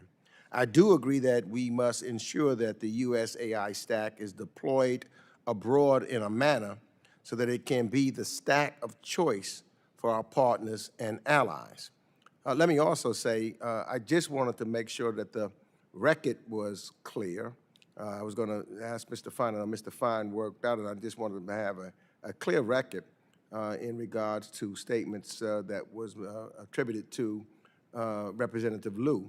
So I asked to have the transcription of what Mr. Liu said so that the record is clear of what he said in regards to second-rate military. And I read, this is the transcription: "The third fatal flaw that was this war has shown this unconstitutional war, even against a second-rate military, we can't stop damage to our military bases and operating locations. I previously served on active duty in the U.S. military, and we have an amazing Air Force. One reason is that we gain air superiority every time very quickly. That's what we did in Iran. We had air superiority very quickly, and we have it right now.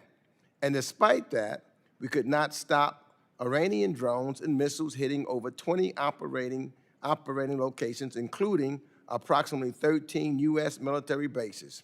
This is a second-rate military, and our defense countermeasures could not stop these attacks." That is the transcription. I want to be clear that he did not call the U.S. military a second-rate military. He spoke of the Iranian military, and I just want to make sure that the record is clear and correct. And maybe Mr. Fine wants to acknowledge that of what he said. And I yield back the balance of my time. Do any other members seek recognition? Representative Castro. Thank you, Chairman. I also want to extend my condolences on the passing of David Scott of Georgia to his family, and want to say thank you for his longtime service to the people of this country and in his district in the U.S. House of Representatives. And want to speak on this bill now.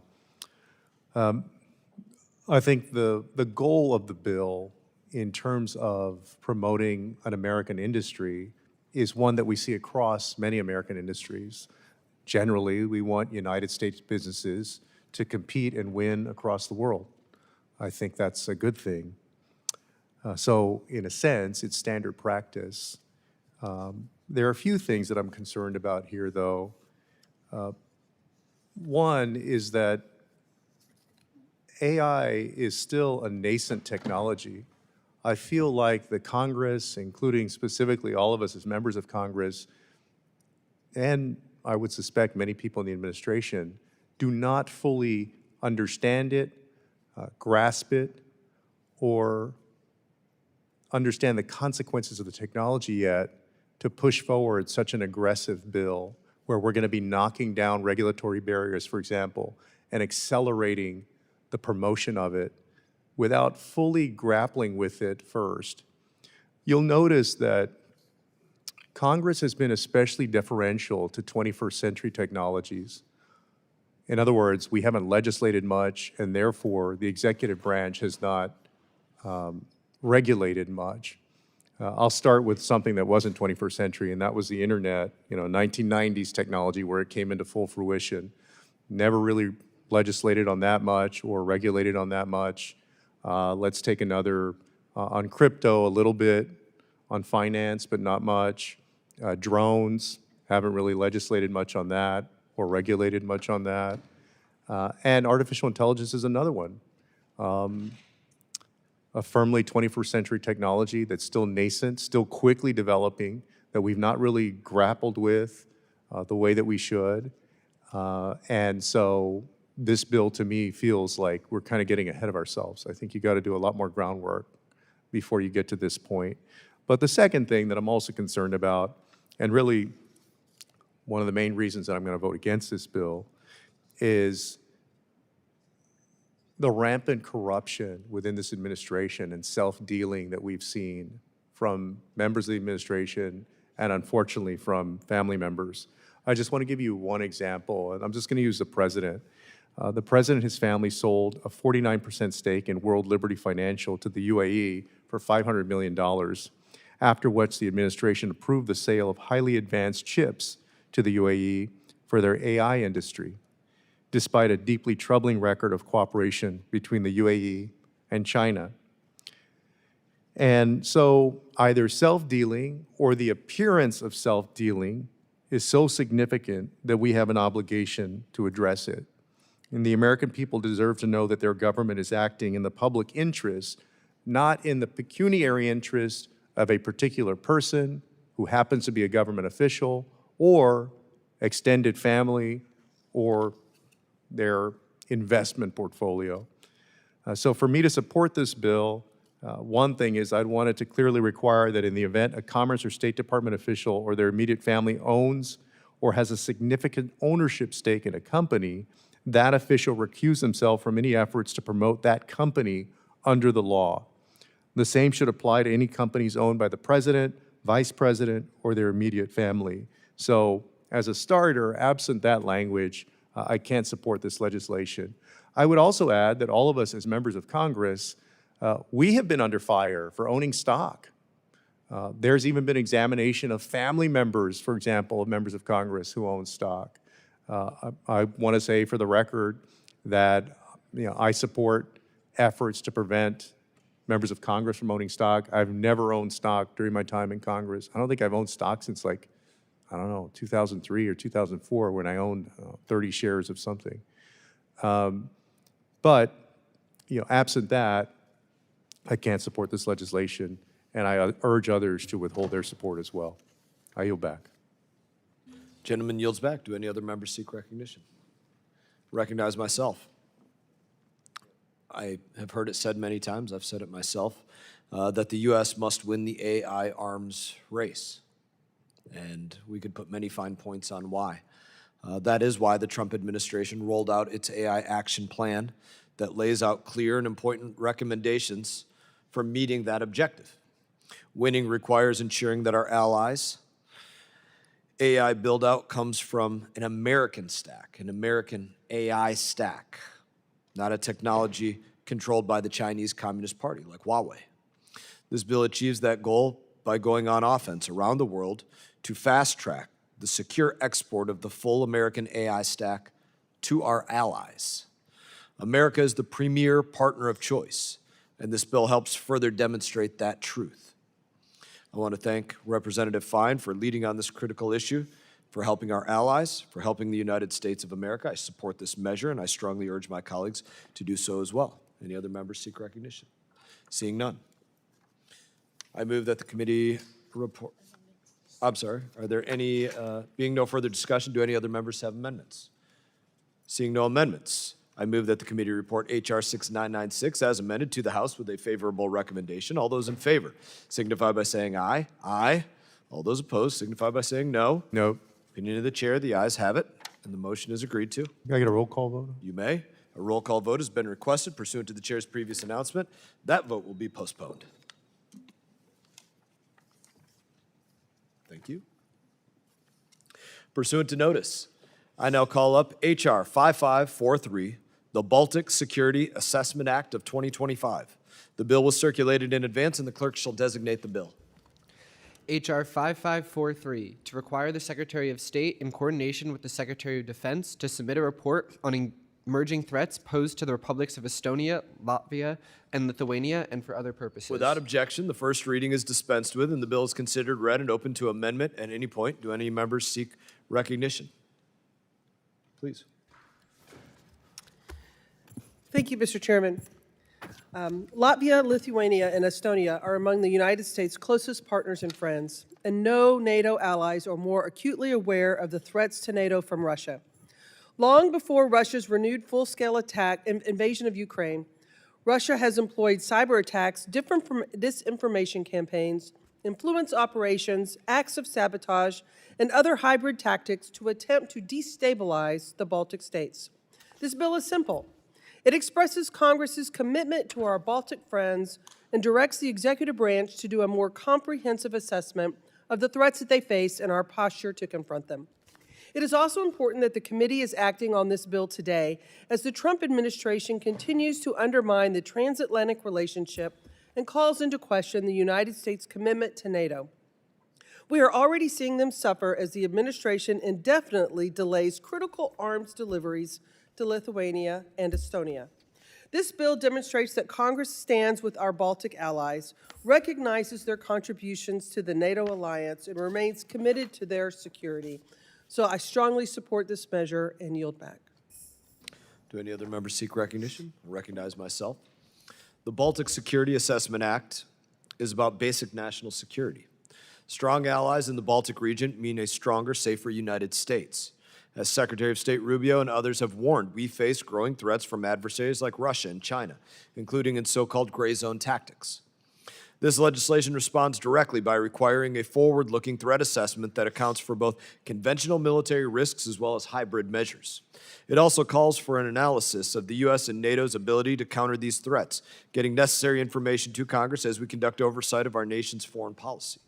This bill also calls for the strengthening of economic and security ties in the Baltics, rewarding these allies for taking their security seriously. I urge my colleagues to support this bipartisan legislation. Is there any further discussion? Seeing none, the committee will move to consideration of amendments. Does any member wish to offer an amendment? There being no amendments, I move that the committee report H.R. 5543 to the House with a favorable recommendation. All those in favor signify by saying aye. Aye. All those opposed signify by saying no. Opinion of the chair, the ayes have it. The motion is agreed to. Mr. Chairman, request a roll call vote. A roll call vote has been requested pursuant to the chair's previous announcement. That vote will be postponed.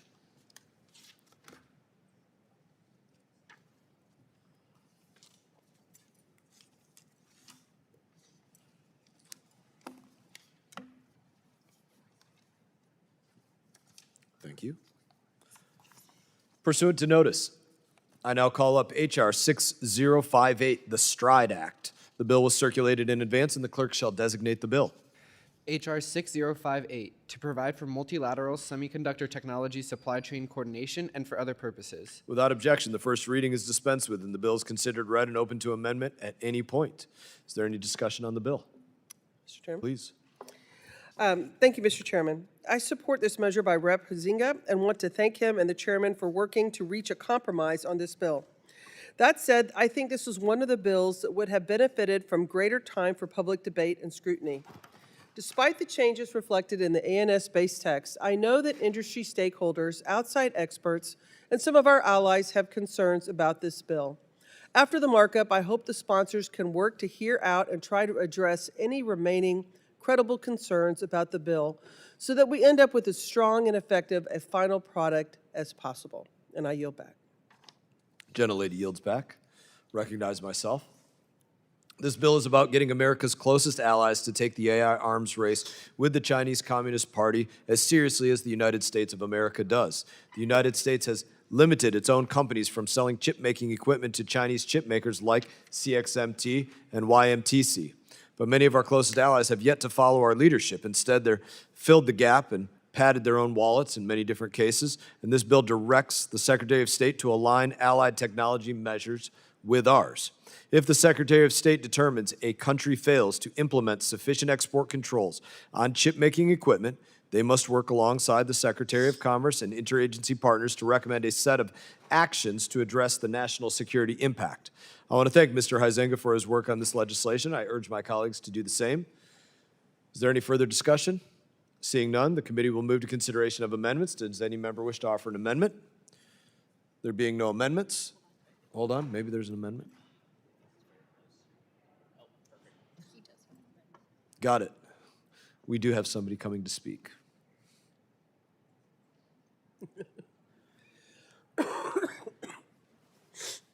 Hello, Mr. Huizenga. No problem at all. Take your time. You're good.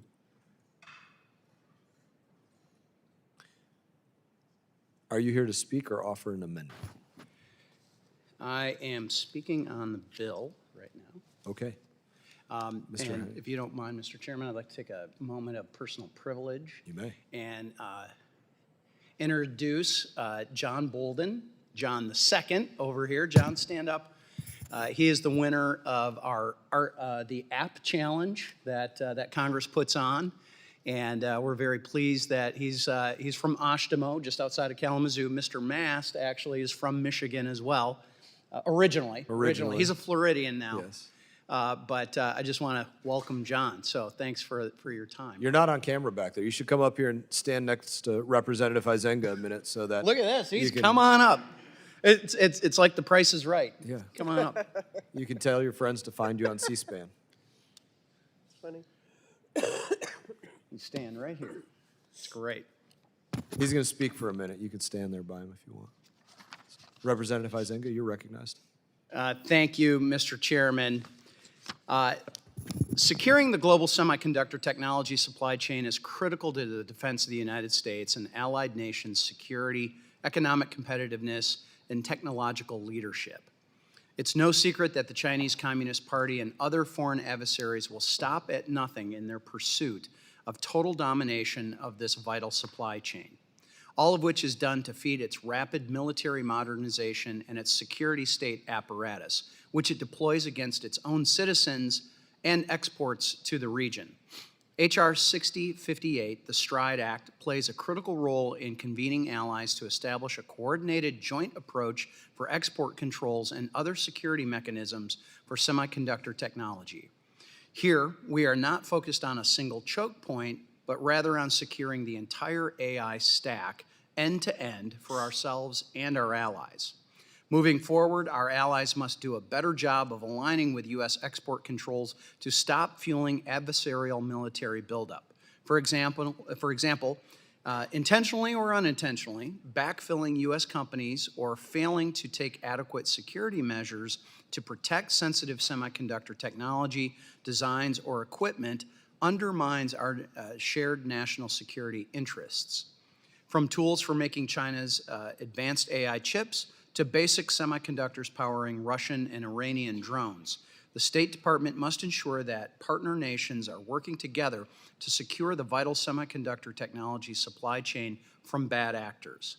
The ANS to the STRIDE Act was negotiated in a bipartisan fashion and establishes a clear process for achieving future semiconductor technology supply chain coordination and commitment. Moreover, this bill provides state and commerce with a roadmap for addressing noncompliance and how such decisions could impact national security.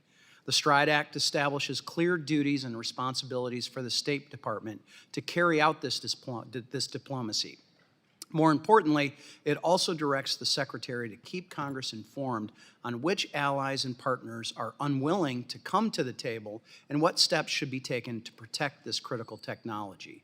And Mr. Chairman, as I had said, I have a young man, John Bolden, here with me today who won the Congressional App Challenge, and it's going to be young men like him and this generation which is going to advance the technology that our country is going to need to remain competitive and to remain the leaders in the world. And that's the reason why we are doing this, is for the future, to make sure that we maintain our standing as a nation on the world stage. So, John, thank you for your work. Mr. Chairman, thank you for your work, and I look forward, and I want to say thanks to my colleagues on the other side of the aisle as well, as we work to come up with this ANS to the STRIDE Act so that we may advance forward together. John, how old are you? I'm 14 years old. 14. So you're not coming for Representative Huizenga's seat yet? Fortunately, Mr. Chairman, he's 11 years shy of constitutionally being able to take me on, because I think he would be a tough adversary. So. Very good. Thanks for joining us. Thank you, and I yield back. Gentleman yields back. Does any member wish to offer an amendment?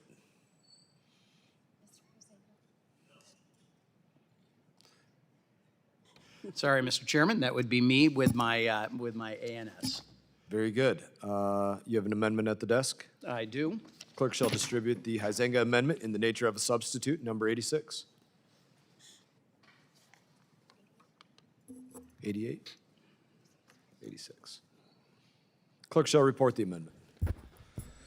Amendment in the nature of a substitute, number 86 to H.R. 6058, offered by Mr. Huizenga of Michigan. Without objection, further reading of the amendment is dispensed with, and the gentleman is recognized for 5 minutes on the amendment. Thank you, Mr. Chairman. I won't take all 5 minutes of that, but this ANS was negotiated, as I had said in my introductory remarks. This ANS has a bipartisan negotiated language in it, establishes a clear process for achieving future semiconductor technology supply chain, and we're looking for coordination and commitment from our allies and our partners. And I want to say thank you to my friends across the aisle for coming together and having this amendment in the nature of a substitute that I believe is going to improve the bill and get us to a spot where we are going to be able to have significant bipartisan support. So with that, I urge my colleagues to support the ANS and the underlying bill, and I yield back. Is there any further discussion on the amendment?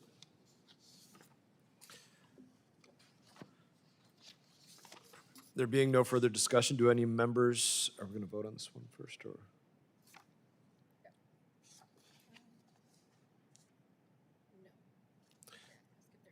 Do any other members wish to offer an amendment to the Huizenga amendment in the nature of a substitute? Seeing none.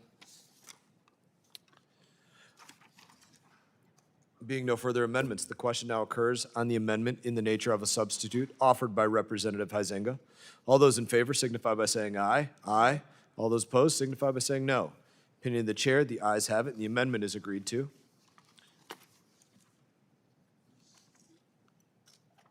Do any other members wish to offer an amendment?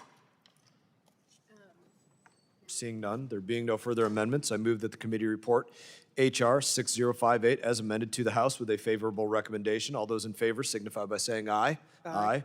All those opposed signify by saying no. Opinion of the chairs, the ayes have it, and the motion is agreed to. A recorded vote has been requested pursuant to the chair's previous announcement. This vote will be postponed.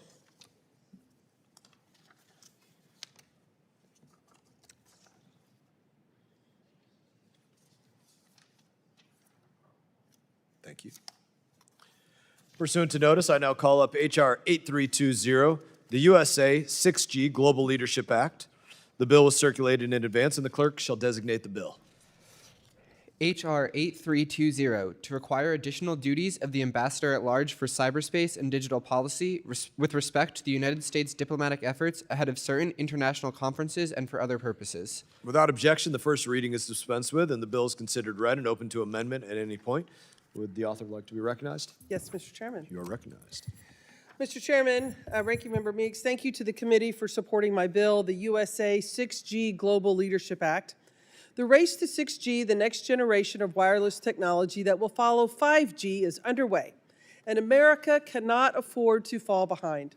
6G will power advanced technologies like AI-driven networks and other telecommunication methods.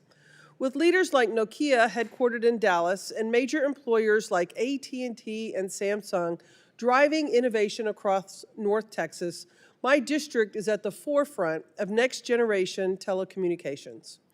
My bill ensures that we, not our adversaries, continue to set the standards while strengthening our national security and economic competitiveness. Specifically, the bill makes clear that the U.S. should leverage all diplomatic and economic tools to support U.S. companies and counter Chinese-backed enterprises. It tasks the relevant State Department positions with coordinating across federal agencies to promote U.S.-aligned candidates for leadership in international standards organizations and advance U.S. priorities and international telecom standards and governance. It requires reporting on Chinese and Russian efforts to influence these processes to promote digital repression and leverage their positions in international telecom organizations to advance geopolitical objectives. And it requires a comprehensive U.S. 6G global dominance strategy.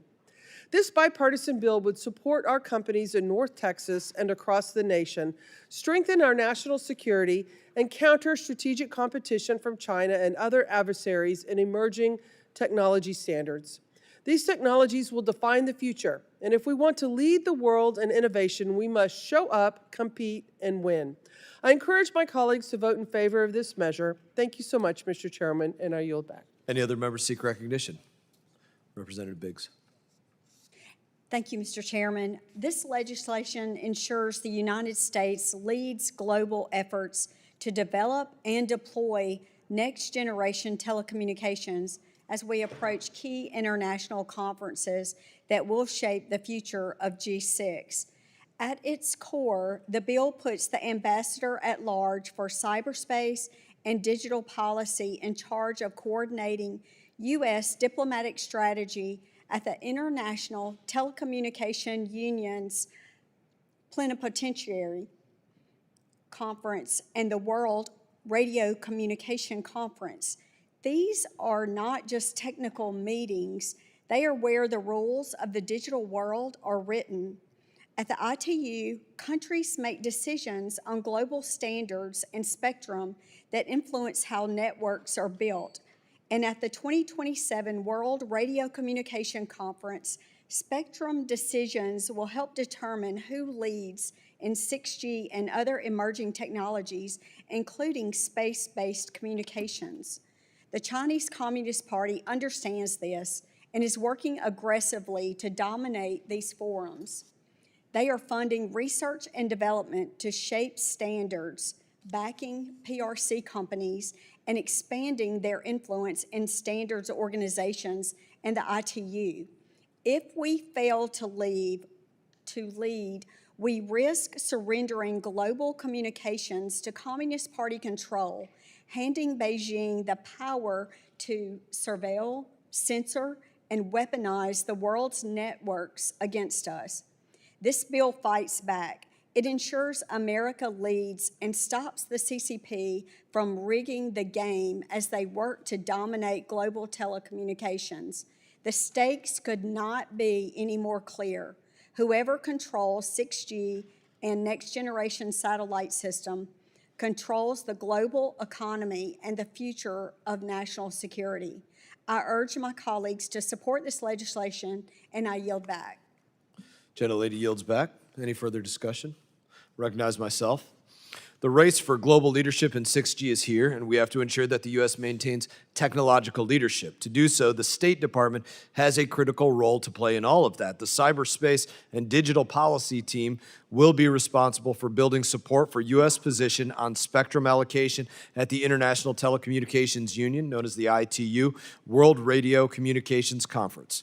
This bill codifies the Ambassador at Large for Cyberspace and Digital Policy's role in leading the diplomatic efforts at that conference, and it requires regular engagements with Congress to ensure that we have oversight over the department's preparations ahead of critical upcoming events with the ITU. Additionally, the bill would require a one-time report on China's efforts to shape standards throughout the ITU so that the U.S. remains ahead of the curve. It also requires that the State Department craft a strategy to promote the use of U.S. 6G technology around the globe. This is about putting American technology first and ensuring safe and secure next-generation telecom. But I want to thank Representative Johnson and Representative Biggs for their work on this legislation, and I urge my colleagues to join me in supporting it. Do any other members seek recognition? Being no further discussion, do any members wish to offer an amendment? There being no further amendments, I move that the committee report H.R. 8320 to the House with a favorable recommendation. All those in favor signify by saying aye. Aye. All those opposed signify by saying no. Opinion of the chair, the ayes have it, and the motion is agreed to. Mr. Chairman, request a roll call vote. A roll call vote has been requested pursuant to the chair's previous announcement. That vote will be postponed. Thank you. Pursuant to notice, I now call up H.R. 6322, the Stop Stealing Our Chips Act. The bill was circulated in advance, and the clerk shall designate the bill. H.R. 6322, to amend the Export Control Reform Act of 2018 to establish a whistleblower incentive program and provide protections to whistleblowers. Without objection, the first reading is dispensed with, and the bill is considered read and open to amendment at any point. And I now recognize myself for some discussion. The Trump administration has made it clear that AI chip smuggling and other export control violations are direct threats to U.S. national security. As we saw in recent 2.5 billion chip smuggling case of NVIDIA AI chips to China, adversaries like China, Russia, Iran are working around the clock to gain access to our cutting-edge technology. It is critical that we think creatively to step up our enforcement efforts and assist BIS in its critical mission. Let's be clear, China is stealing chips because China wants our chips. That's why they're stealing them. They cannot compete without American chips. Full stop. This is a great bill to boost enforcement of our export controls by building a whistleblower incentive program for those individuals who see wrongdoing inside of companies. It's based on similar whistleblower incentive programs in existing laws for other sectors like securities. This bill will help BIS develop the leads it needs around the globe to protect America, whether it's Russian drone component networks or Chinese AI chip smuggling rings. And I want to thank Representative Kane for leading on this issue, and I strongly urge my colleagues to support this measure. Do any other members seek recognition? Representative Johnson. Thank you, Mr. Chairman. I would like to speak in support of the Stop Stealing Our Chips Act. Chips are not just the kind that power our smartphones and home appliances. The most advanced chips are the cornerstone of America's technological leadership. My district is home to key innovators in the chip industry, ranging from Texas Instruments headquarters, one of the top semiconductor companies in the world, to Qorvo, which produces critical components for key defense technologies. I have seen firsthand the talent that we have and their desire to maintain our edge in innovation. Our people benefit from these technologies every day. Our allies rely upon it. Our adversaries covet it. As we see in the news over and over again, foreign adversaries like China, Russia, and Iran constantly work to divert and smuggle our products. I am proud to be the Democratic co-lead on this bill, which is a common-sense bipartisan step to protect our most sensitive supply chains and ensure that the innovations powering our economy and safety stay in American hands. Establishing a whistleblower incentive program at the Bureau of Industry and Security, or BIS, would strengthen export control enforcement and empower employees to report export control violations. Many thanks to Representative Kane for his leadership in advancing this bill. I look forward to working together on getting this bill passed into law. Looking forward, I urge this committee to consider additional measures like this one, including my bill with Representatives Moylan and Kane to adding the Whistleblowers Aiding National Security Act, which establishes a corresponding whistleblower incentive program for defense articles and services. A protected pathway within the State Department for whistleblowers to report their company's violations would deter violations, enhance compliance, and ensure that our most critical defense technologies don't fall into the wrong hands. Thank you, Mr. Chairman, and I yield back. Any further discussion? Seeing none, does any member wish to offer an amendment? Mr. Chairman? I have Yes, Mr. Huizenga, you I are have an amendment recognized. at the desk. Clerk shall distribute the amendment. Clerk shall report the amendment. Amendment number 56 to HR 6322, offered by Mr. Huizenga of Michigan. Without objection, further reading of the amendment is dispensed with and representative is recognized. Thank you, Mr. Chairman. I'm offering this amendment on behalf of Mr. Kane of New Jersey. This amendment provides technical changes to the underlying bill to ensure that no other whistleblower laws are unintentionally affected. I believe this has been worked out with the minority side as well, and so I urge support of this amendment and passage of the bill, and with that, I yield back. Do any other members seek recognition? There being no further discussion, the question now occurs on the amendment offered by Representative Huizenga. All those in favor signify by saying aye. Aye. All those opposed signify by saying no. Opinion of the chairs, the ayes have it, and the amendment is agreed to. Any further amendments? Seeing none.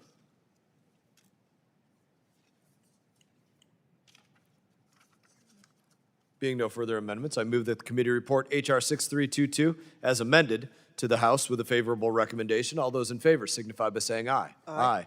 All those opposed signify by saying no. Opinion of the chair, the ayes have it, and the motion is agreed to.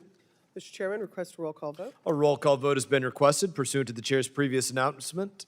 That vote will be postponed. Thank you. Pursuant to notice, I now call up H.R. 8283, the Deterring American AI Model Theft Act of 2026. Bill was circulated in advance, and the clerk shall designate that bill. HR 8283, to prevent foreign adversaries from threatening the national security of the United States by extracting key technical features of closed-source American-owned artificial intelligence models and for other purposes. Without objection, the first reading is dispensed with, and the bill is considered read and open to amendment at any point. Does any member wish to have discussion on the bill? You're recognized. Thank you, Mr. Chairman. Many thanks to Representative Huizenga for leading this bill, which starts to address the important new challenge regarding distillation attacks against U.S. AI labs. This is a deeply concerning problem that first became widely known in February when Anthropic revealed that it found industrial-scale distillation campaigns by 3 Chinese AI labs, DeepSeek, Moonshot, and Minimax. This attempt to mirror and steal the capabilities of American models is problematic and must stop. That said, given how new this problem set is, we must learn more about it. And I do not think this committee nor the public has grappled with the policy changes posed by distillation attacks. Ideally, we would have had hearings and briefings on this topic with the administration to learn what the administration is doing to address this challenge. And it would have been helpful to give the administration and outside experts more time to adequately review the solutions offered in this legislation. Given the stakes of the challenge, it is important that Congress gets this right. So while I will support the bill, I hope this committee will work to refine the legislation in the coming weeks and months to make sure it's the very best way to prevent and defer future attacks. And I yield back. Recognize myself. Earlier this month, the U.S. AI lab Anthropic released its newest model, Mythos. It is likely the most capable cyber hacking model ever, capable of finding more zero-day vulnerabilities in software than most any of our experts to date. Imagine if the Chinese Communist Party got its hands on this model. No American would be safe from China's aggressive hacking campaign. For years, China has tried to get access to the essential computing capacity that they need in order to compete against us. Now they've turned to distillation. Through distillation, China can learn the key characteristics of our models and make them in a very inexpensive way. Distillation is no different than China getting its hands on thousands or even millions of our AI chips. Mr. Huizenga's bill addresses this crisis. Entities that conduct these malicious attacks will be eligible to be added to the Commerce Department's entity list and even face sanctions. I urge my colleagues to support this measure. Is there any further discussion? Representative Huizenga. Thank you, Mayor, Mr. Chairman. I appreciate you taking up 8283, and I'm proud to have been working on this. The American Frontier AI Labs face routine distillation attacks, or as we're calling them, distillation attacks, but model extraction attacks to be more specific, from foreign adversaries. Many of the most advanced AI models owned by U.S. companies are closed source models, meaning their unique technical characteristics are not openly shared or published. Nevertheless, the primary PRC AI companies systematically extract key information, such as model weights, architectures, and other technology characteristics from these proprietary U.S. models. The model thief then uses that information to build competing models at a lower cost, bypassing compute restrictions without having to invest in front-end R&D to train that model. If this sounds like a typical playbook for how China operates in the global market, bingo, you're right on. Distillation attacks are the latest frontier of Chinese economic coercion, export control evasion, and theft, outright theft, of U.S. intellectual property. These attacks pose a direct threat to the national security of the United States and the economic competitiveness of U.S. companies. American AI models are demonstrating transformative cyber capabilities, and the United States must prevent China from stealing these technological advancements. That's why I introduced my bill, H.R. 8283, the Deterring American AI Model Theft Act, which identifies entities engaged in distillation attacks and those that assist in such attacks and cuts them off from foreign technology. This bill requires the Commerce Department to study these illicit distillation networks and coordinate with the interagencies to publish best practices for detecting, preventing, and responding to model extraction attacks. Additionally, this bill establishes a publicly accessible AI model extraction attackers list to inform the public about these attacks and gives BIS the authority to add any AI model extraction attacker to the entity list. I want to thank House Intel Chairman Crawford, China Select Chairman Molinar, and Subcommittee Chairman Lawler for their support in co-sponsoring and working on this measure, as well as my friends on the other side of the aisle. We continue to lead in the AI arms race, Mr. Chairman. America must stop its adversaries from free riding on American intellectual property and R&D. This bill does just that, and I urge my colleagues to support this bill, which was negotiated on a bipartisan basis because we all see the problem. With that, I yield back. Any further discussion? Seeing none, does any member wish to offer an amendment?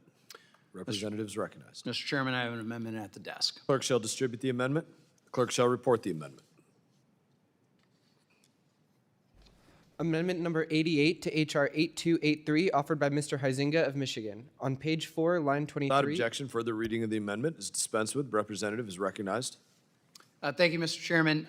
Very briefly, this amendment is a technical edit clarifying that the Commerce Department has the sole authority to carry out the duties of this bill. There was discussion of State Department and others being involved.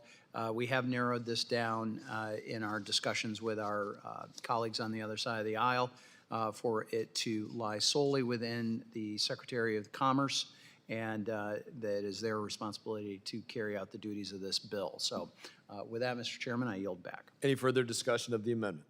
There being no further discussion, the question now occurs on the amendment offered by Representative Huizinga. All those in favor signify by saying aye. Aye. All those opposed signify by saying no. Opinion of the chair, the ayes have it, and the amendment is agreed to. Are there any further amendments? Seeing none, I move that the committee report H.R. 8283 as amended to the House with a favorable recommendation. All those in favor signify by saying aye. Aye. All those opposed signify by saying no. Opinion of the chair, the ayes have it, and the motion is agreed to. Roll call vote has been requested pursuant to the chair's previous announcement. That vote will be postponed.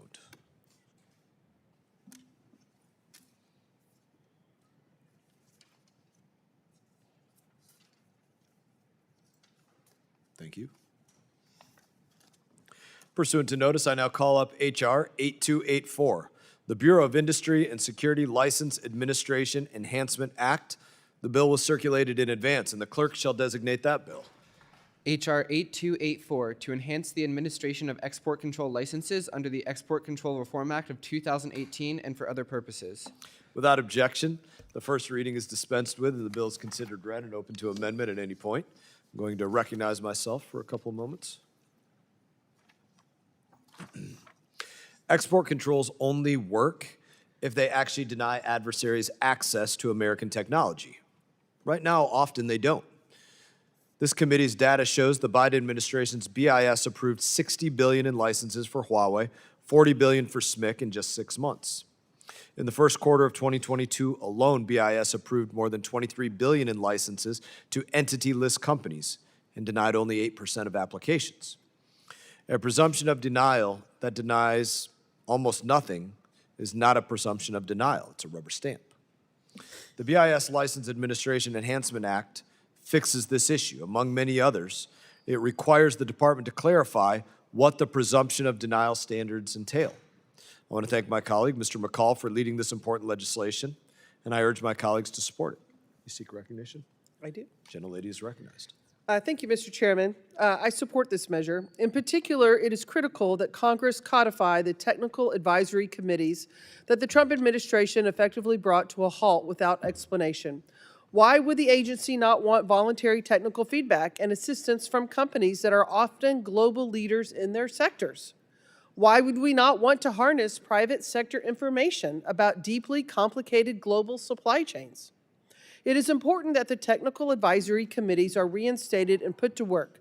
For that reason, I will support this measure, and I yield back. Gentlelady yields back. Is there any further discussion? Yeah, Mr. Chairman. Chairman Emeritus is recognized. I thank the chairman for that, and I want to thank you, first of all, for tackling this very important issue that I think is probably the most important national security issue facing not only this committee, but this Congress. And it is within the jurisdiction of the committee. And I'm delighted to see you championing it and taking it to the extent that you have. I want to thank my colleague, particularly Mr. Lawler and Olszewski, for co-sponsoring this legislation. We're currently engaged in a defining global technology competition. To win that, the United States needs an export control system that is transparent, collaborative, and highly effective. Congress created the Bureau of Industry and Security and the export controls we rely on today. And while some have viewed these controls through a trade lens, this committee's long recognized the true purpose, repeatedly making changes to address national security shortfalls as new threats emerge. At its core, this bill is a good governance bill. It does three critical things. First, it brings shadow regulations into daylight by forcing private, quote, is informed, unquote, letters to become public rules. Second, it modernizes our technical advisory committees to ensure we are getting advice from national security experts and not just commercial interest. And third, it requires the administration to report to Congress on its most complex semiconductor regulations, including the new foundry rule and the so-called white lists.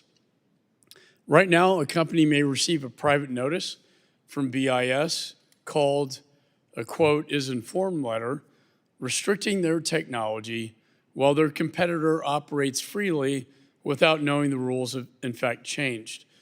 That uneven playing field stifles the very businesses we need to out-innovate our adversaries. And furthermore, these letters result in national security decisions being made without a voice from the Department of War and State, the very agencies tasked with defending our nation and advancing our foreign policy. This bill fixes this problem by modernizing the system Congress built. It ensures that our national security experts at the Pentagon, the State Department, and Department of Energy have permanent formal seats at the table for these critical decisions. This legislation also brings those private shadow regulations into daylight. Sunlight is the best disinfectant. It says that if a national security threat is real Export controls must be made public. They must be clear, and they must apply to everyone evenly and fairly. This gives American businesses the certainty they need to compete on the global stage.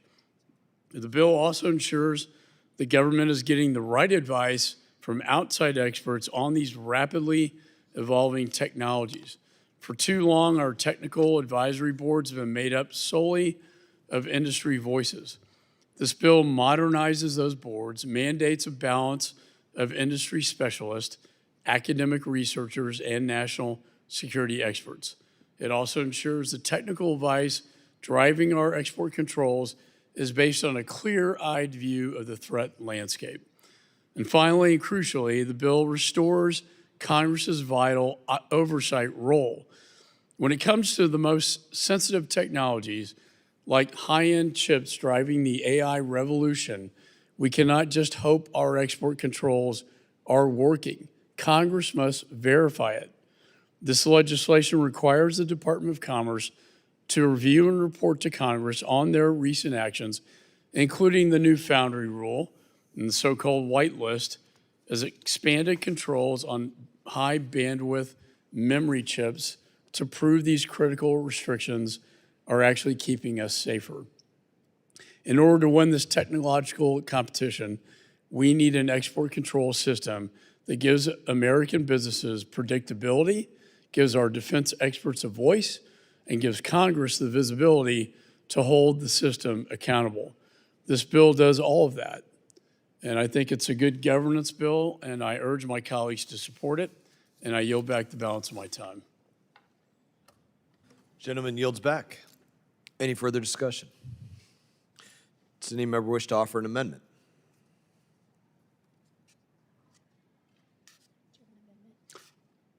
I have an amendment in the nature of a substitute. Did I get that right? Clerk shall distribute the amendment. Clerk shall report the amendment. The amendment has been distributed by electronic device. Amendment number 43 to H.R. 8284, offered by Mr. McCall of Texas. Without objection, further reading of the amendment is dispensed with.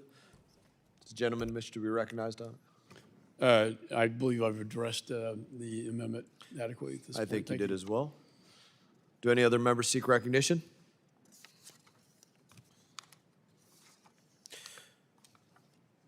There being no further discussion, question now occurs on the amendment offered by Representative McCall. All those in favor signify by saying aye. Aye. All those opposed signify by saying no. Opinion of the chair, the ayes have it, and the amendment is agreed to. Any further amendments?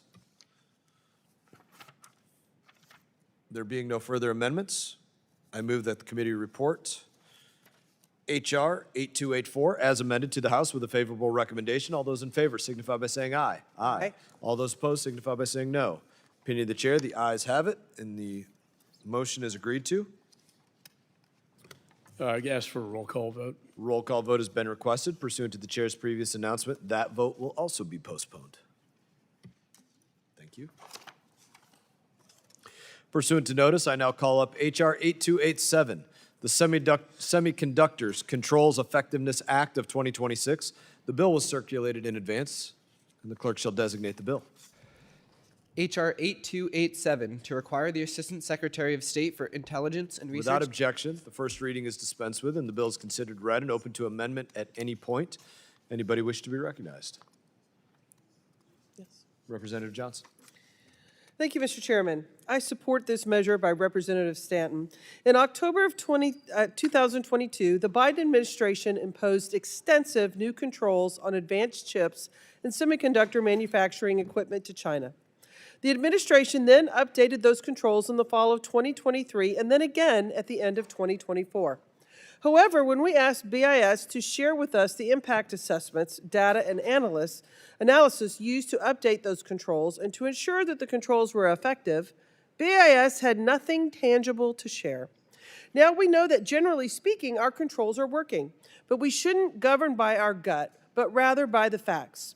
And given this committee's oversight role and the fact that the Export Control Reform Act calls on BIS to use export controls only after full consideration of the impact on the economy of the United States and only to the extent necessary, It is deeply troubling that nearly 4 years since the initial controls, BIS has yet to share any concrete data, evidence, or assessments on the controls' impact with this committee.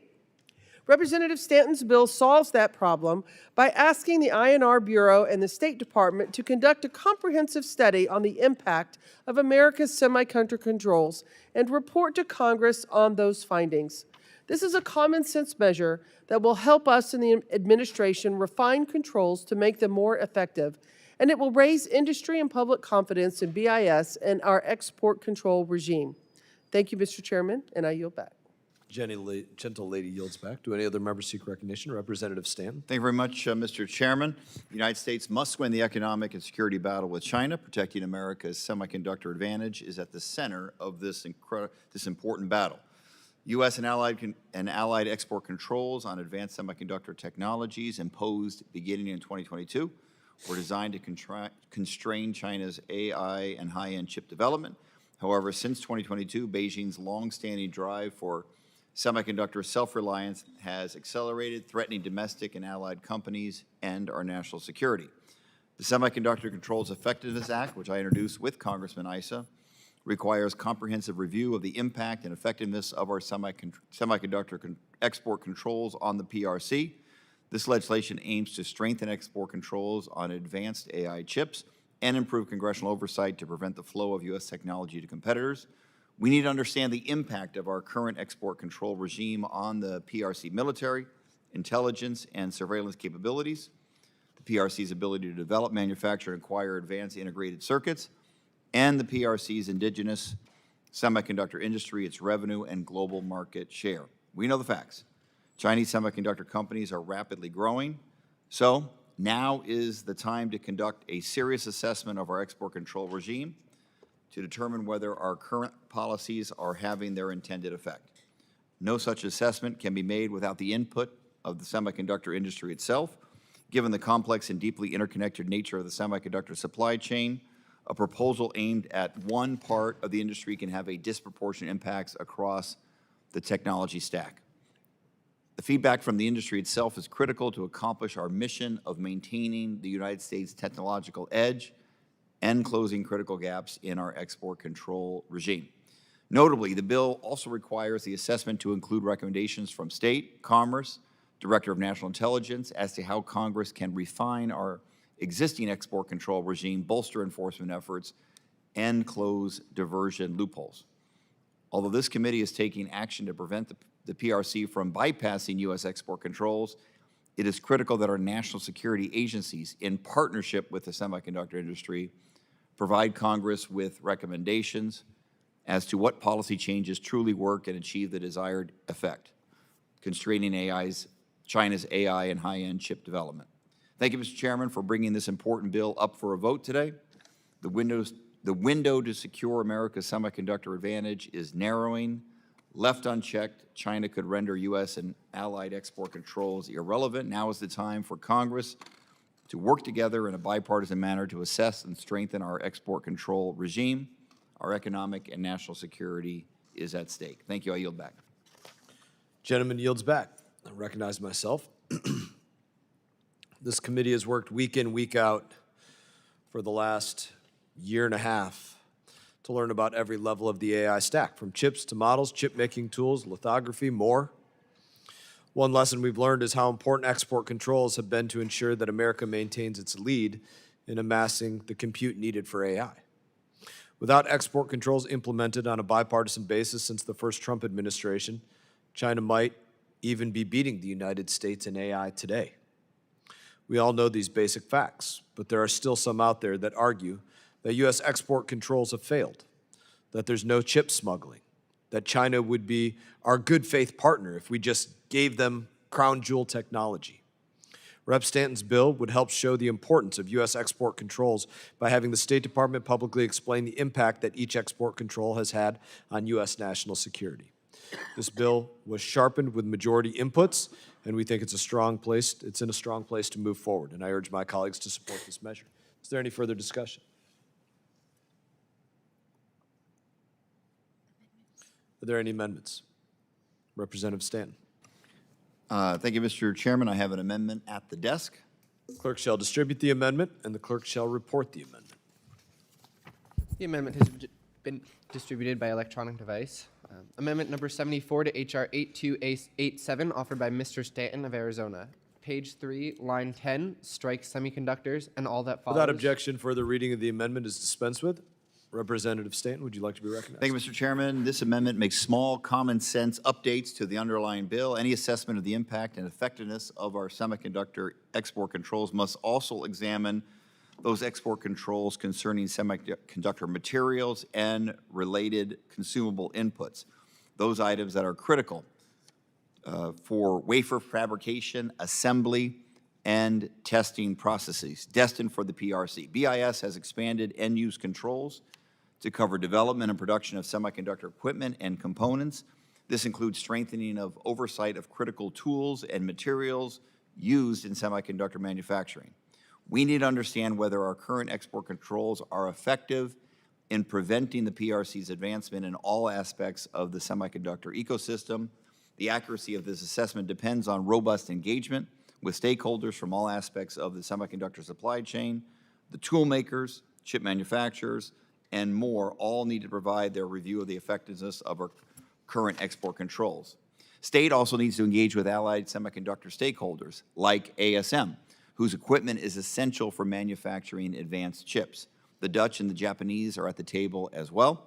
To ensure our export control regime is the most effective it can be, it is essential that we engage with allied stakeholders who are already engaged in the PRC.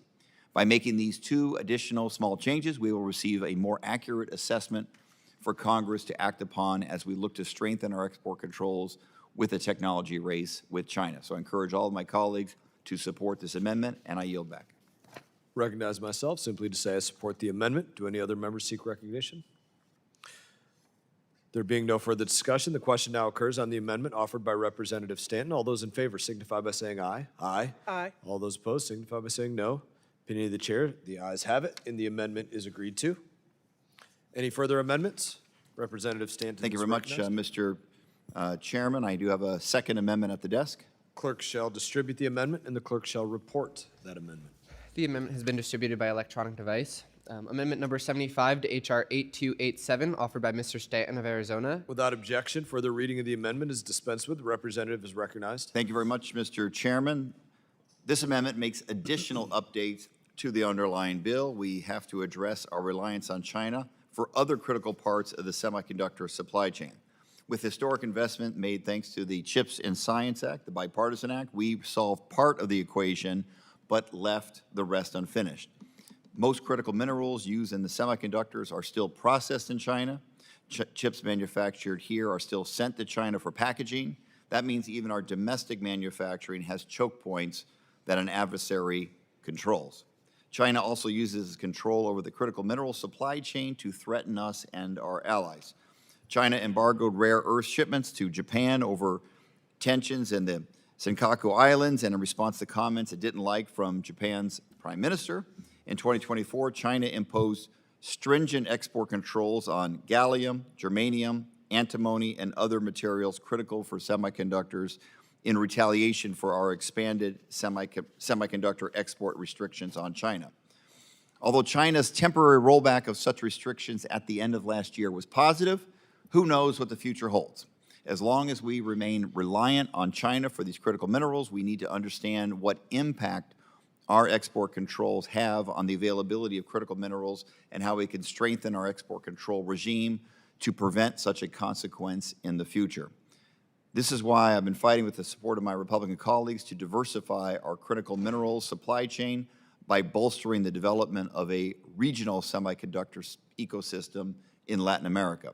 Recent independent reporting from think tanks like CSIS and others explain that our export controls have accelerated Beijing's longstanding drive for semiconductor self-reliance. If we are to accurately understand why our export controls have failed to constrain the PRC, such an analysis must include the unintended effects that such policies have had on the development of the PRC's indigenous semiconductor industry. I understand the majority's opposition to this amendment. Adding this requirement to the assessment required by this bill does nothing to limit the need for strong export control regime. It only helps us to better understand how we can better tailor our policies to get it right and maintain our technological edge. I encourage all of my colleagues to support this amendment. Thank you, Mr. Chairman. I yield back. Gentleman yields back. I oppose this amendment. Do any other members seek recognition?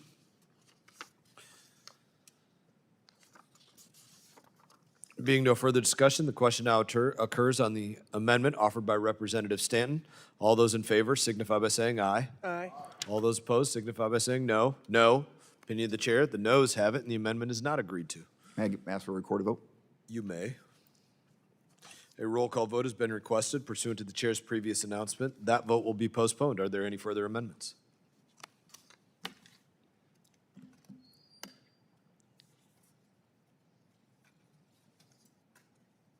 Thank you.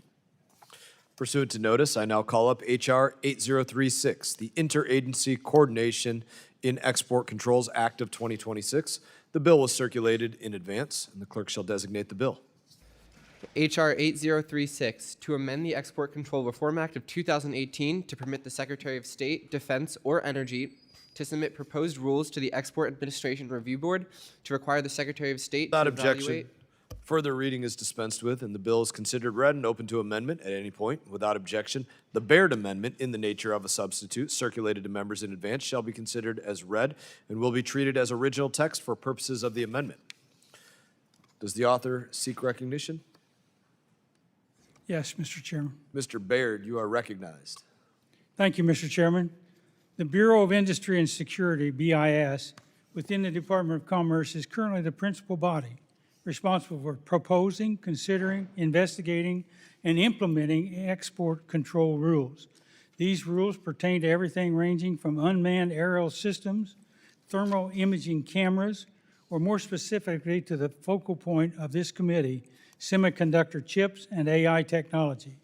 BIS determines export controls, although more organizations than the Department of Commerce are directly affected by these rules.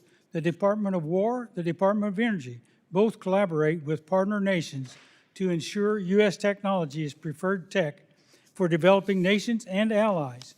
But they are also work on non-proliferation and hindering our adversaries' ability to get their hands on U.S. capabilities. The State Department engages frequently with allies and developing nations to incentivize the use and purchase of U.S. technology. But again, there must be an emphasis on preventing the Communist Chinese Party from implementing U.S. capabilities into their dual-use apparatus. The Department of War, the Department of State, and the Department of Energy are all stakeholders, and they ought to have a seat at the table. Each department needs to input on how a specific control may affect our downstream defense industrial base, our energy cooperation with a partner nation, or ability to mutually benefit diplomatic relations to persist. The Bureau of Industry and Security is a great organization with several hundred employees and at the intersection of commerce and national security. To tackle this rapidly growing issue, we must meet growth in AI, semiconductors, and dual-use technology, that ample staffing levels are met and that the interagency has input. Allowing the Department of War, State Department, and the Department of Energy to propose export control rules instead of being at the behest of BIS will allow for each department to contribute both perspective and manpower to the export control rulemaking process. This bill doesn't push for any export control rule, rather reforming the rulemaking process to be more comprehensive and collaborative.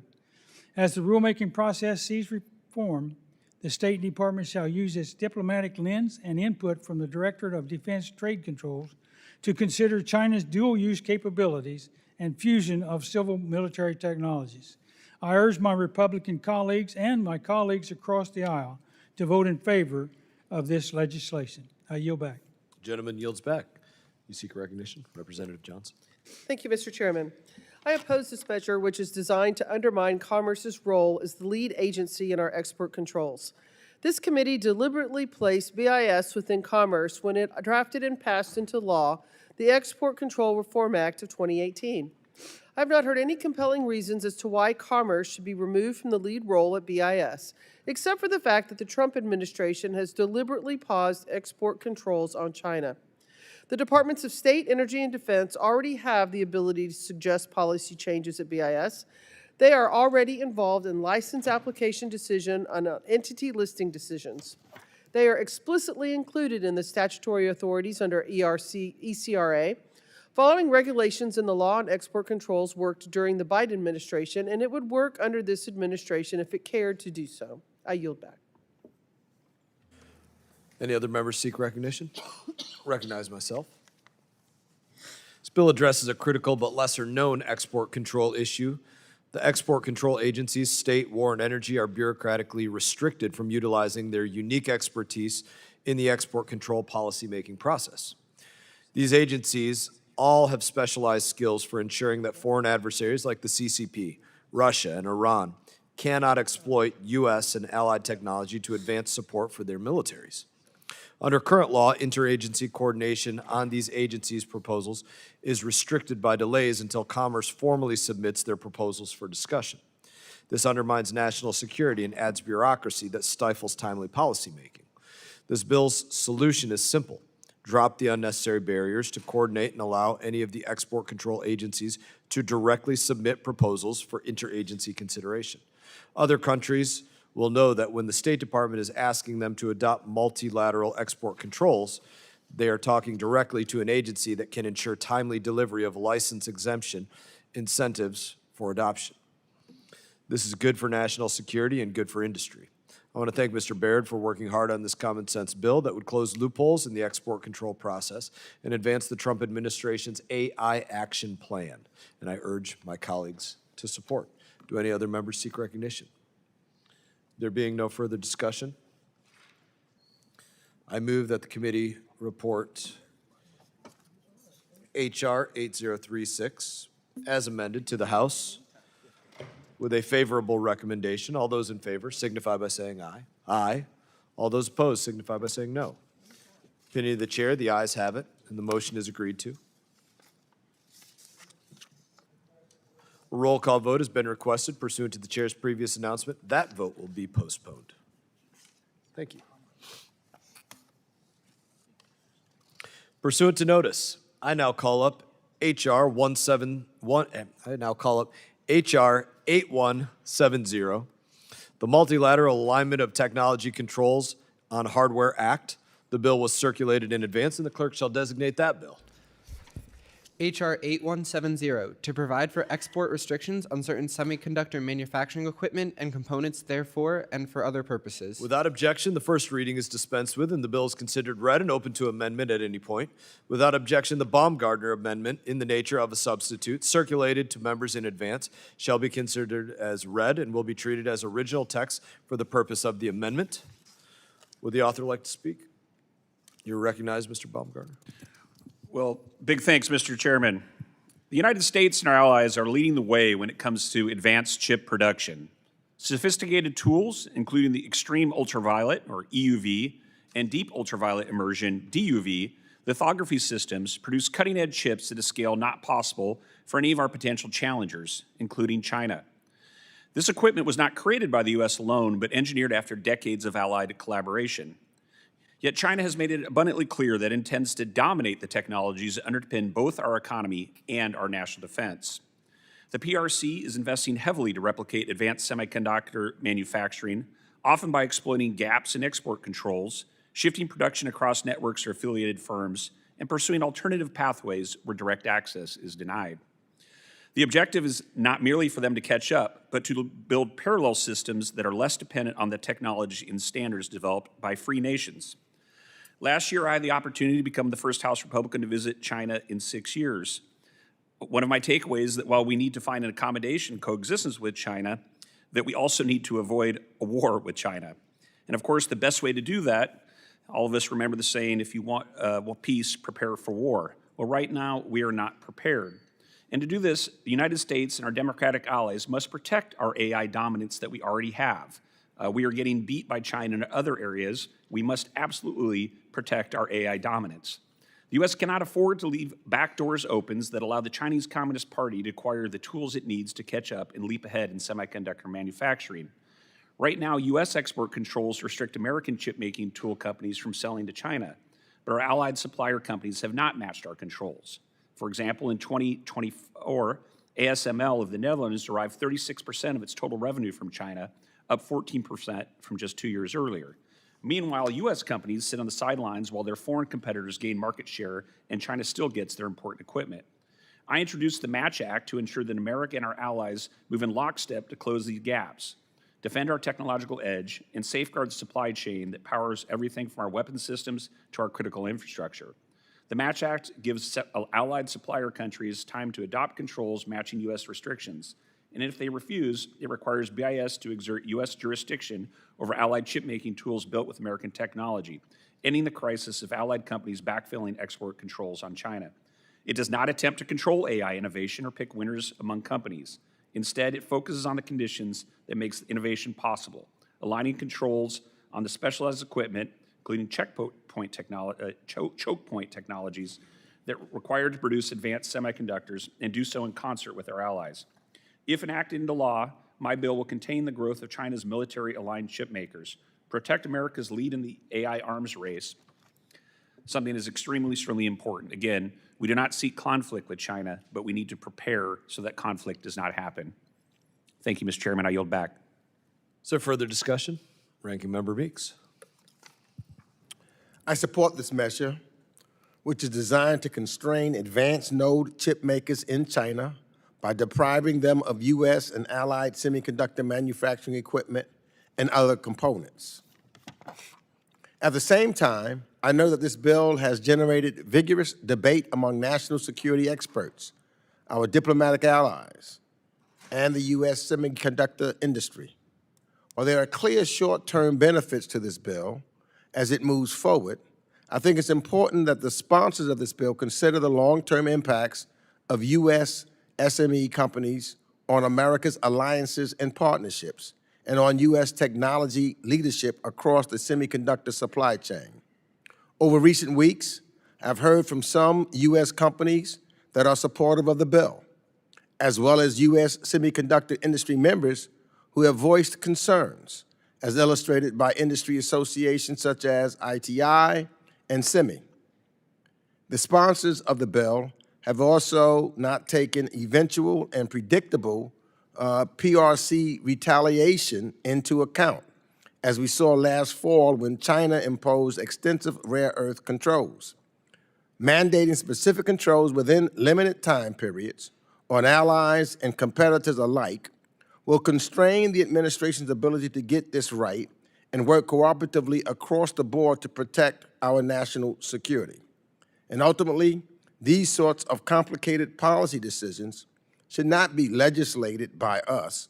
It should be made by BIS, which can draw deeply from the expertise of other federal agencies, technology specialists, and hard intelligence. I would hope that we can get BIS up to snuff so they can do just that. This should not be something that we just legislate. It should be something that goes through the experts. And with that, I yield back my time. Ranking Member yields back. Any other members seek recognition? Mr. Chairman. Chairman Emeritus. Thank you, Mr. Chairman. I want to thank Mr. Baumgartner for his leadership on this critical national security legislation. The United States is locked in a high-stakes competition with the Chinese Communist Party over the future of artificial intelligence and military technology. We know they steal our technology, but we don't have to sell it to them. Protecting our technological edge is not a partisan issue. It has spanned multiple administrations because the threat is existential. During his first term, President Trump secured a signed agreement from the Dutch and Japanese governments to keep ASML's and Tokyo Electronics' most advanced lithography machines out of the CCP hands. I know this firsthand because I was a part of that agreement. I met with the ambassadors. We discussed it. The agreement was ironclad. The Biden administration attempted to build on that foundation by restricting exports of AI chips and other semiconductor equipment. But rather than securing a strict agreement from our allies like the Trump administration did, the Biden administration naively acted on trust. American industry was asked to sacrifice for national security, and they complied, believing that our allies would follow suit. However, they did not. And that is the problem. And that is why we have this bill before us here today. Today, while American companies face strict export controls and real financial sacrifices, some of our closest allies are backfilling that market in China. Foreign companies are rushing in to make billions of dollars outfitting Chinese tech giants with the exact same tools American companies are banned from selling, often building those tools using American original software and components. This is not just a trade issue, it's a security failure. It's a diplomacy failure. We are shooting our own industry in the foot while China leaps ahead using choke point technology that they cannot build themselves. That is why the Match Act is so important. As Representative Baumgartner has stated, we cannot have open back doors. This bill addresses the most dangerous gaps in our current system, and it gives the administration a clear mandate, a 150-day deadline to re-engage our allies in diplomatic negotiations to construct a signed agreement, not one based on trust, but an ironclad signed agreement that they will match the controls we already have in place on our equipment. But our patience is not infinite. If ally countries refuse, this bill says that we will put export controls on U.S. intellectual property inside these tools, ensuring that they can never be sold to China. Not from us and not from our allies. If we stop the tools and the technicians, then we can stop the CCP's progress. We need a united front against the CCP and a level playing field for American companies. We cannot allow our allies to profit from the risks we take to protect the free world while they, in turn, go around the back door and profit off this loophole the Biden administration created. So let's fix this problem. That's what this bill does. I urge my colleagues to support it, and I yield back the balance of my time. Gentleman yields back. Any other members seek recognition? Going to recognize myself. The importance of advanced chips in today's military operations in no way, shape, or form could be overstated. The efficiency that chips and AI add to our military decision-making, our calculations, how they aid in taking decisions that could take months or years down to weeks or days, it's not something that we can afford to lose in. This is recognized in the war between Ukraine and Russia. It's recognized in this conflict between the United States and Iran, and it's recognized on a host of other battlefields. I say that to give context. Each year, China and their semiconductor industry hold a major expo to showcase its ambitions to overtake the U.S.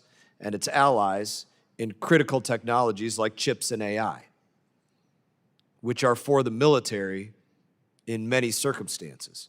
It's not just military video games. It's not just video games of warfighting. It's real casualties, real fighting, real decision-making, real weapons systems, real war. Every year, one of the biggest exhibits at the expo is from Dutch firm ASML. Why are they there at that expo? They are there to sell their super advanced chip-making tools that they are the best at. Nobody does it better than them. And absolutely incredible technology. But they are there to sell those advanced chip-making tools known as DUV immersion lithography machines to China. That's why they're there. This is the single most important tech that China needs to build AI chips in order to help their military and a host of other things that work against the United States of America. Whether they're trying to use distillation to go out there and hack and learn and do everything they can against American companies like Anthropic or anything else. Without these tools, China cannot make their own chips. They're left in the dust. They can't do it without. The math is that simple. And they likely won't be able to for many years to come. Mr. Baumgartner's bill would limit China's access to the most critical machines and the parts needed to make advanced chips, and then work with our allies to agree to work on agreed shared restrictions for selling those tools to China. What will not be sold, who will work on them, who will provide technical support. This bill would address one of the gravest issues in front of our committee today, and I want to thank Mr. Baumgartner for leading this bill, and I urge my colleagues to support it. Any further discussion? Being no further discussion, we'll move to consideration of amendments. Oh, I'm sorry, Mr. Izenga, you seeking recognition? Yep, sorry about that. You are recognized. Sorry about that, Mr. Chairman. I want to thank you, and I want to thank the gentleman from Washington, Mr. Baumgartner, for his work on this very important legislation moving forward. And I've been telling some of my colleagues and some of my staff who have been wondering where I've been so much lately. I've actually spent more time in a skiff in the last 8 months looking at these issues than I have in my entire 8 terms of being in Congress. And it is that important, that critical a time. And as chairman of the subcommittee with jurisdiction over export controls, last November I hosted a hearing titled Export Control Loopholes, Chip-Making Tools and Their Subcomponents. And the idea was to shed light on the very issue that the Match Act addresses. The takeaway was clear. Our allies have weaker export controls than the United States does, and foreign companies continue to pad their wallets at the expense of our shared national security goals. In a not-so-shocking statement, U.S. firms face real restrictions against selling to China's memory chip-making champion, CXMT. Nevertheless, Japanese and Dutch companies have a much easier time backfilling this hole in the market and make billions, frankly, in the process. If the United States and our allies are going to get serious about the AI arms race, this practice has to end. The Match Act does just that, ensuring that U.S. allies raise their controls to match ours, thereby preventing the CCP from exploiting our critical technology for its own gain. Moreover, this bill bans China's access to the single most important tool for growing its indigenous production of advanced chips, the DUV immersion machine. Without this tool, America and its allies can widen their lead over China in both semiconductors and AI. I know some in the industry have said that toothpaste is out of the tube already. That might have been the first mistake. Let's not make a second mistake, which would be then to allow these allies to go in and send additional equipment to extend that. So moreover, I know there's been a lot of conversation about the servicing requirements of these DUV machines currently in China. The ANS for this bill significantly scaled back required allies companies to obtain a license from BIS to continue servicing those tools. This is the same protocol that American companies must follow when servicing their tools. So it's not impossible, but there has to be a review in that process. The days of weak diplomacy and giving our allies free pass to undercut our shared, what they would call our shared security, are over. So I've seen how China is exploiting access to America's and our allies' chip-making equipment to modernize its military and pursue global AI dominance. The Bipartisan Match Act advances the security, the economic prosperity, and the technological leadership of the United States and our allies by protecting critical chip-making equipment from the Chinese Communist Party. So I do urge my colleagues to support this bill. I think this is common sense. I say, Mr. Chairman, you've heard me say this in some other arenas, a sanction is only as good as your willingness to enforce it. And sadly, we've had far too long This notion that if we just sort of pronounce these sanctions or pronounce these restrictions, that that's good enough. And Mr. Chairman, we have discovered it's not good enough, and it's time to put an end to it. So I urge my colleagues to support this bill, and with that, I yield back. Any further discussion? Being no further discussion, does any member wish to offer an amendment? Representative Perry. Thanks, Mr. Chairman. I have an amendment at the desk. Clerk shall distribute and report the amendment. Thank you. Amendment to the amendment in the nature of a substitute to H.R. 8170, offered by Mr. Perry of Pennsylvania. Without objection, 10. further reading of the amendment is dispensed with. Representative is recognized. Thank you, Mr. Chairman. I want to begin by thanking you for the markup and the maker of the bill for his work and effort on this subject, long overdue. I also want to address my good friend, the ranking member, regarding his comments with BIS. And while the legislature moves slowly, and oftentimes too slowly for fast-moving issues like this one, I'll remind everybody why we're at this moment and how we got here. The last administration essentially let the trust of this critical technology, know-how, and capability with our allies, who aren't always with us on every occasion, and certainly have different interests than we do, but primarily, unfortunately, with the trust of the Communist Party of China, which is why I offer this amendment to the Match Act, which is well-intended legislation, but it can be made stronger with some additional provisions. It is true that the Match Act would increase visibility and parity with foreign companies who manufacture in China. These new regulations at BIS must come with enforcing mechanism, not just signatures, but actual consequences. This amendment would do three things. One, it expands the number of facilities this bill would apply to. As of now, the companies that are listed include those that manufacture CXMT and YMTC memory makers, CIMIC logic chips. Any and all companies in the chip industry supply chain in the CCP must be included to ensure comprehensive impact. Two, if companies who currently operate in China fail to comply with the license requirements newly mandated through the Match Act, they will be required to remove their tools and machinery from Chinese soil. And number three, the same companies who refuse to comply with the new requirements enumerated in this bill will have transit of current tools and machinery to China halted. China is not a nation of originality. They are thieves, imitators, and copycats, and they do so at the cost of American greatness and innovation at a minimum, not to mention national security and international security.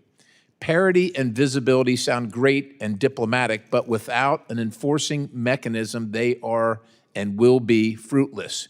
It is time we put our money where our mouth is and hold our allies to the same standards that we require our companies comply with. They want to make profits too, but the safeguarding of our nation must come before profits, whether they originate in the United States of America or with our allies abroad. And so I'm happy to have the conversation. I urge adoption, and I yield, Mr. Chairman. Gentleman yields. Any other members seek recognition? Recognize myself. Thieves, imitators, and copycats. Couldn't agree more. Fundamentally, your amendment raises very important questions, which we've been working on, we'll continue to work on. As Representative Huizenga pointed out, we've been spending endless amounts of time in the SCIF and behind closed doors with roundtables with everybody from industry. We will continue to do so. I will simply say you've raised important issues, and I agree with many of them. And whether this amendment does or does not pass, you have my commitment that I will work on them one way or another because I think there are serious concerns, and we'll be to work on them one way or another starting tomorrow.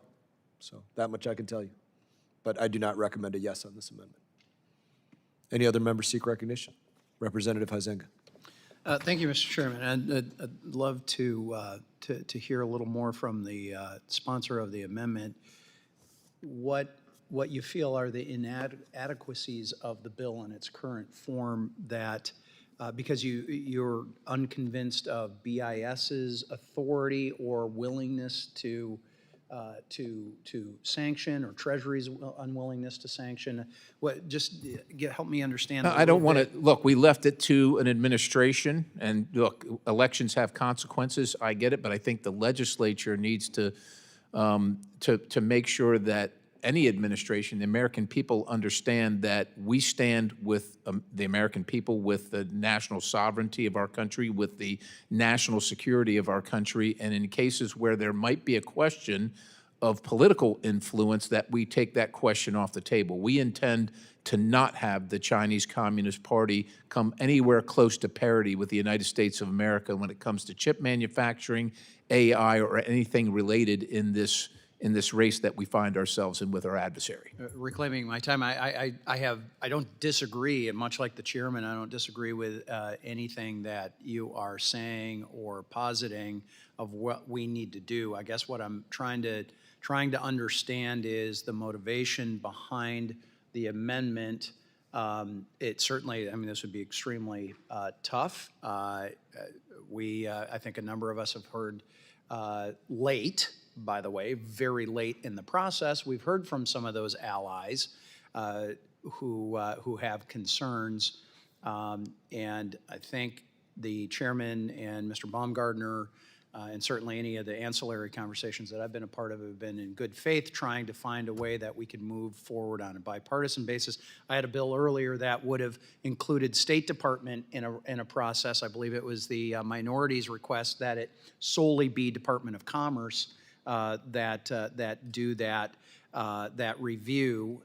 So I'm just help me understand as I'm trying to figure out whether I can or support this amendment as it's written, as it's getting inserted now, or whether I, much like the chairman, say I agree with the concept and the certainly the motivations behind, but I'm not able to vote yes on the amendment based on the product that we're trying to move forward. So yeah, and I understand, and of course, I too seek a bipartisan product because we want this, as it's been said around here, to be a law-making exercise, and we too have heard from concerned parties regarding this legislation that Mr. Baumgartner has worked on so well, and it's been revised because we want a bipartisan solution. But I also have to acknowledge that the interests that are reaching out to us essentially have sold us out for profit. And I want them to be sure, to be absolutely sure that we mean business,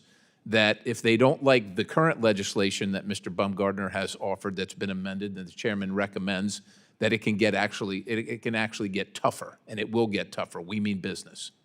So it's reclaiming my time. So it's not necessarily a doubt about Treasury's commitment or BIS. Well, we want to direct them. We're wanting to, okay, you're wanting to make sure that that you enumerate what the teeth might be and what the penalties might be. Correct. So that's correct. Okay. I think I have a good understanding of that, Mr. Chairman, and with that, I yield back. Very good. Gentleman yields back. Any further discussion? Representative Baumgartner.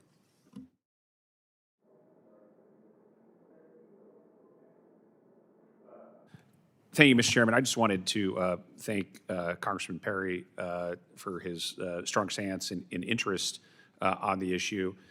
You know, the underlying bill, the premise here is that we need to take steps to make sure the U.S. maintains a significant advantage in this space. And because of essentially the reason it's called the Match Act is to match our foreign partners' rules with America's. And if we don't get a bill across the finish line, then we'll have missed an opportunity here.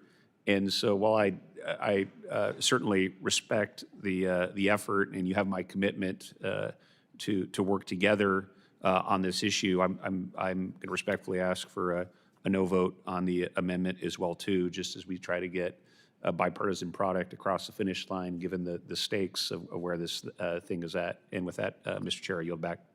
Ranking Member Meeks. Yeah, I too have to oppose this measure. I'm voting yes on the Baumgartner bill because I do understand the significance and the importance for our American companies and businesses to have a level playing field. And as I indicated, I think that there's some things that I have to look at for the long term. But I think it's important that the message that we want to make sure that our American business and our national security, which is ultimately the most important thing to me, is prepared. And so I think we do have a bipartisan bill the way it is.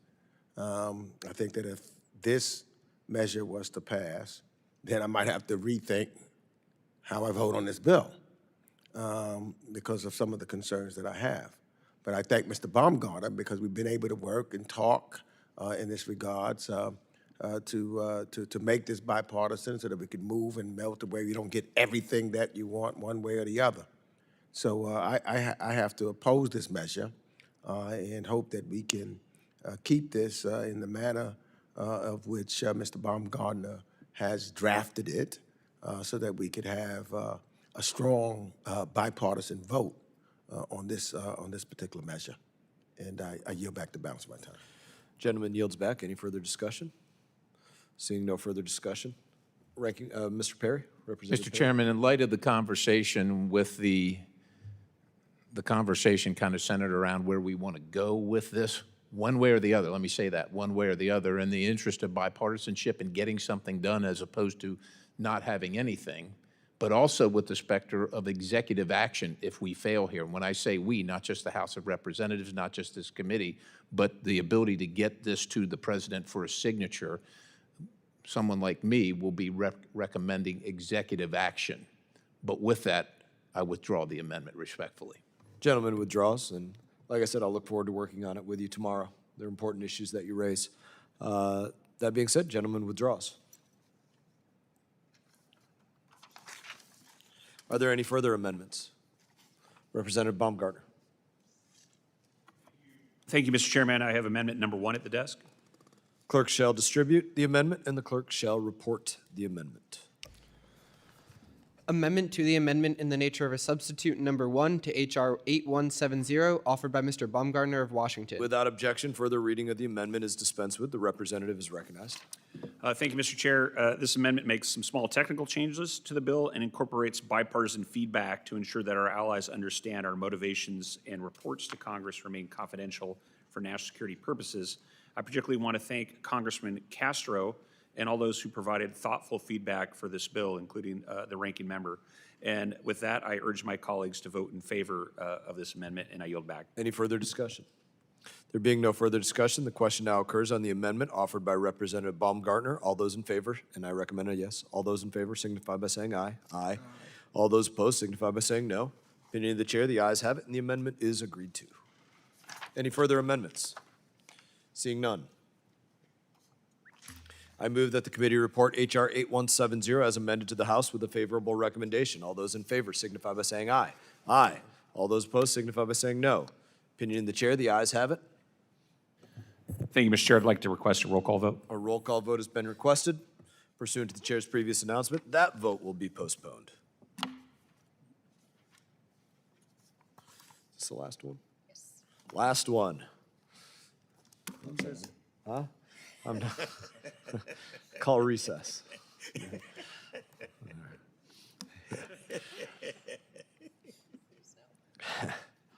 All right. Pursuant to notice, I now call up H.R. 8289, the BIS Licensing Efficiency Act of 2026. The bill was circulated in advance, and the clerk shall designate the bill. H.R. 8289, to amend the Export Control Reform Act of 2018 to ensure expeditious processing of license applications and for other purposes. Without objection, further reading is dispensed with, and the bill is considered read and open to amendment at any point. Would the author like to speak? Thank you. Thank you, Mr. Chairman. Under the Trump administration, export license reviews are facing extensive and inexcusable delays. In an industry survey conducted in 2026 by the Center for Strategic and International Studies, 58% of respondents reported license review times averaging over 180 days.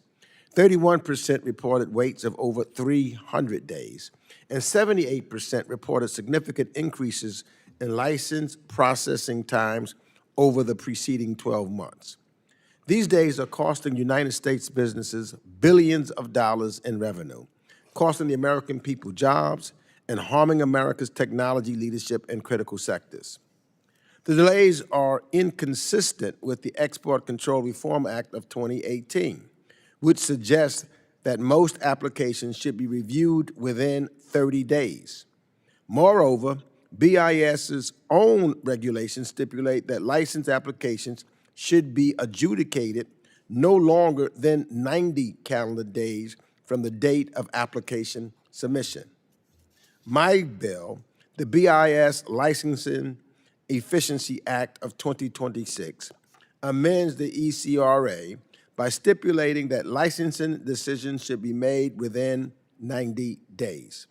If a licensing decision is still not made after 120 days, the Secretary must contact the applicant and offer a reason why. It also amends ECRA to create a quarterly reporting requirement that will force BIS to inform Congress about license timelines and processes so that we can ensure that this does not happen again.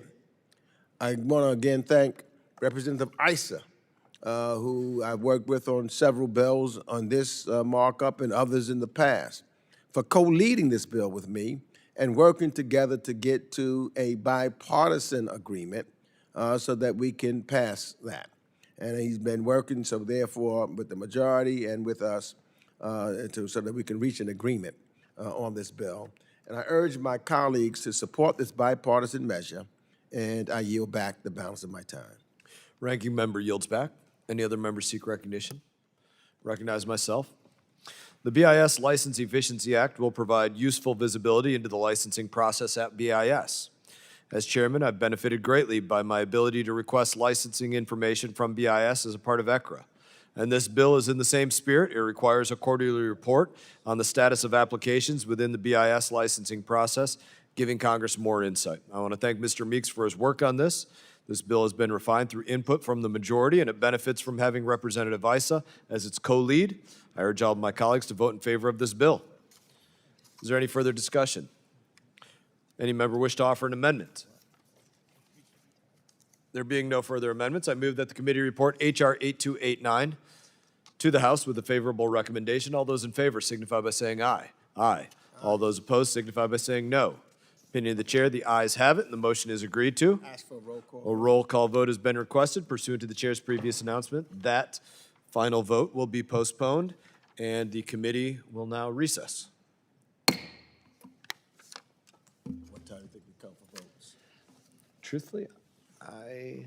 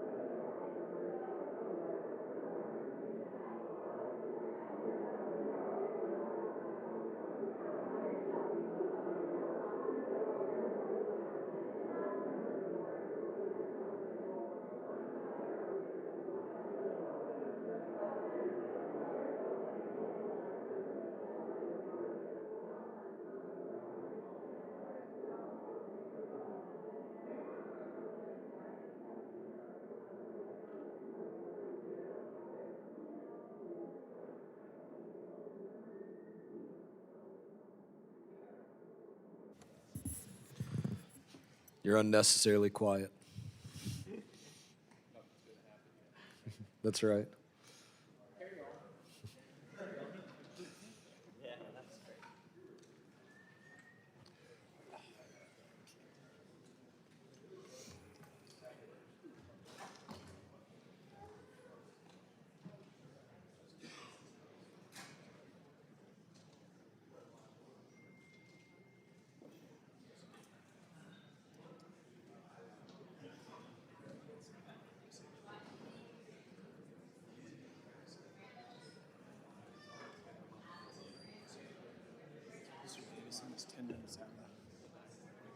Huh?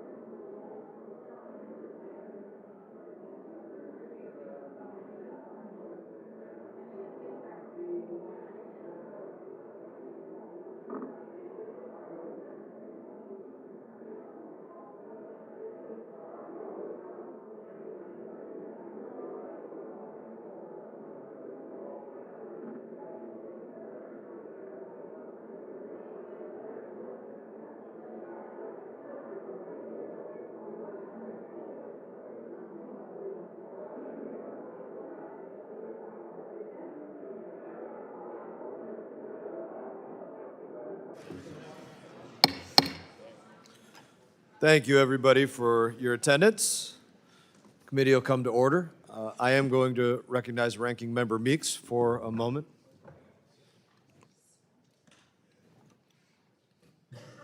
Thank you, colleagues. As many of you may know, earlier this morning, we lost one of our colleagues, David Scott, who passed. And David, who have served in this House for over 25 years. He was the ultimate businessman, graduating from the Walton Business School in Pennsylvania. He was the first African-American to ever chair the Agricultural Committee. He also served right beside me on the House Financial Services Committee. He was a dear friend. We would often talk about baseball. You know, he knew everybody, especially back with the Brooklyn Dodgers, because of the fact that he was also the brother-in-law of the all-time great Hank Aaron. And we would have stories about him and talk about him all the time. So I just would ask, and I thank the chairman for giving me this time, a brief moment of silence to memorize the life and the times of our colleague, David Scott.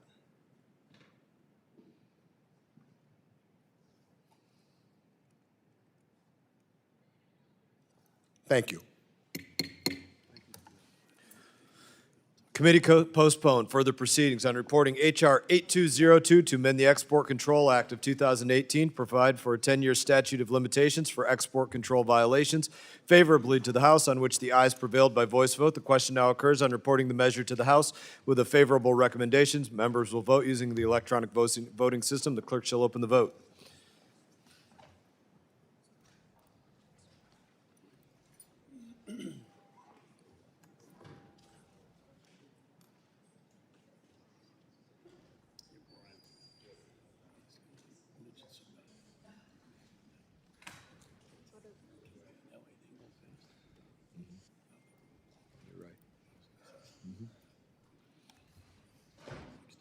Yeah, fair enough.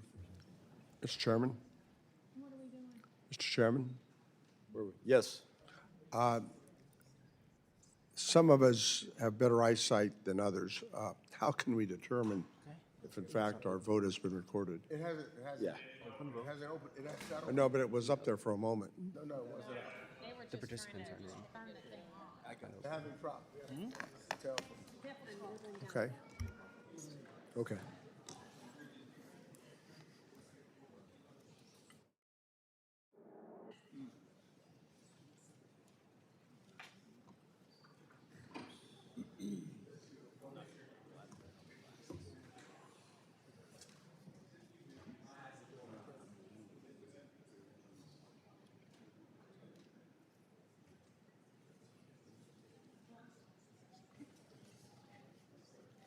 Mr. Chairman, Mr. Burchett.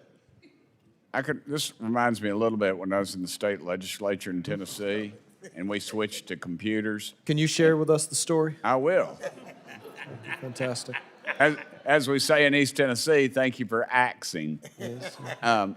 You're recognized. Thank you, Mr. Chairman. I remember the chairman, who was a dear friend of mine, after we switched over to computers. He What was was a his name? Democrat. He was a very rural West Tennessee Democrat. He was a very good man, unlike some of my friends across the aisle, and like some of them, though. Hey, it's a mixed match. I'm pointing at you, Jackson.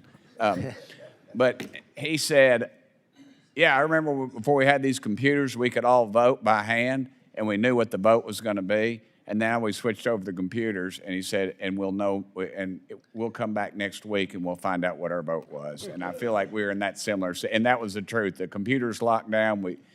Somebody's brother-in-law sold us a really good system, and then somebody else's brother-in-law came in and fixed it, and then that's where we were in the great state of Tennessee. You have kin in computer sales?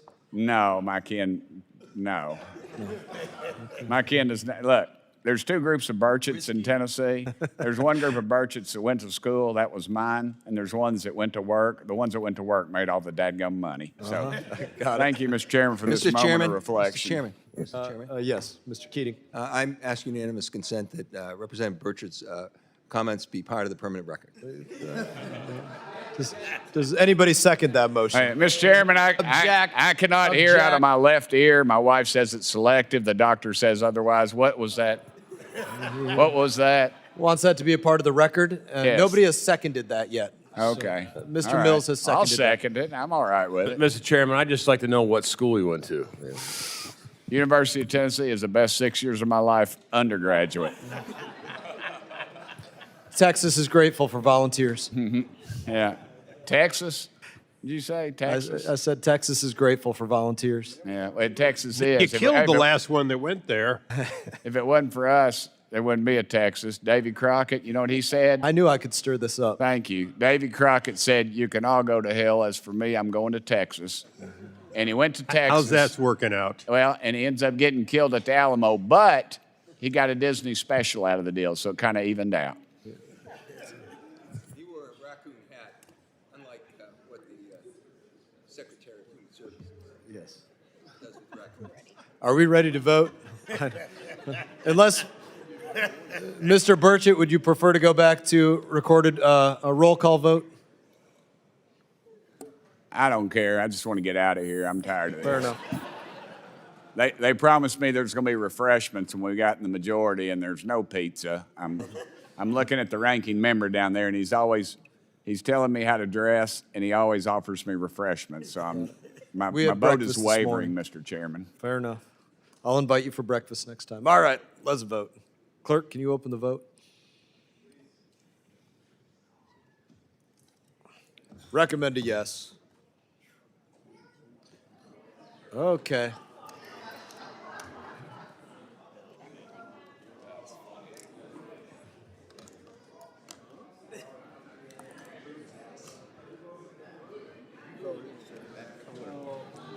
Mr. Chairman, I'm concerned. I'm supposed to be in red according to my party designation. Is there something wrong here? I'm in blue. You maybe age and eyesight, Mr. Issa, I'm not sure.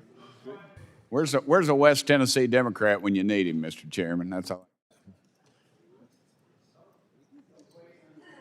Now we lost the vote. Now They're color coordinating it.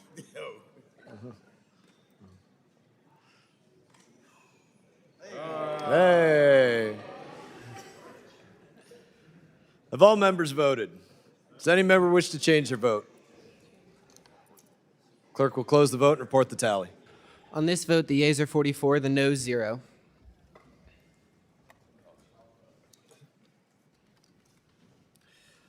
On this vote, the ayes have it. The motion is agreed to. Committee postponed further proceedings on reporting H.R. 7962, the Export Dispute Resolution Act, favorably to the House, on which the ayes prevailed by voice vote. Question now occurs on reporting the measure to the House with a favorable recommendation. Members will vote using the electronic voting system. The clerk will open the vote.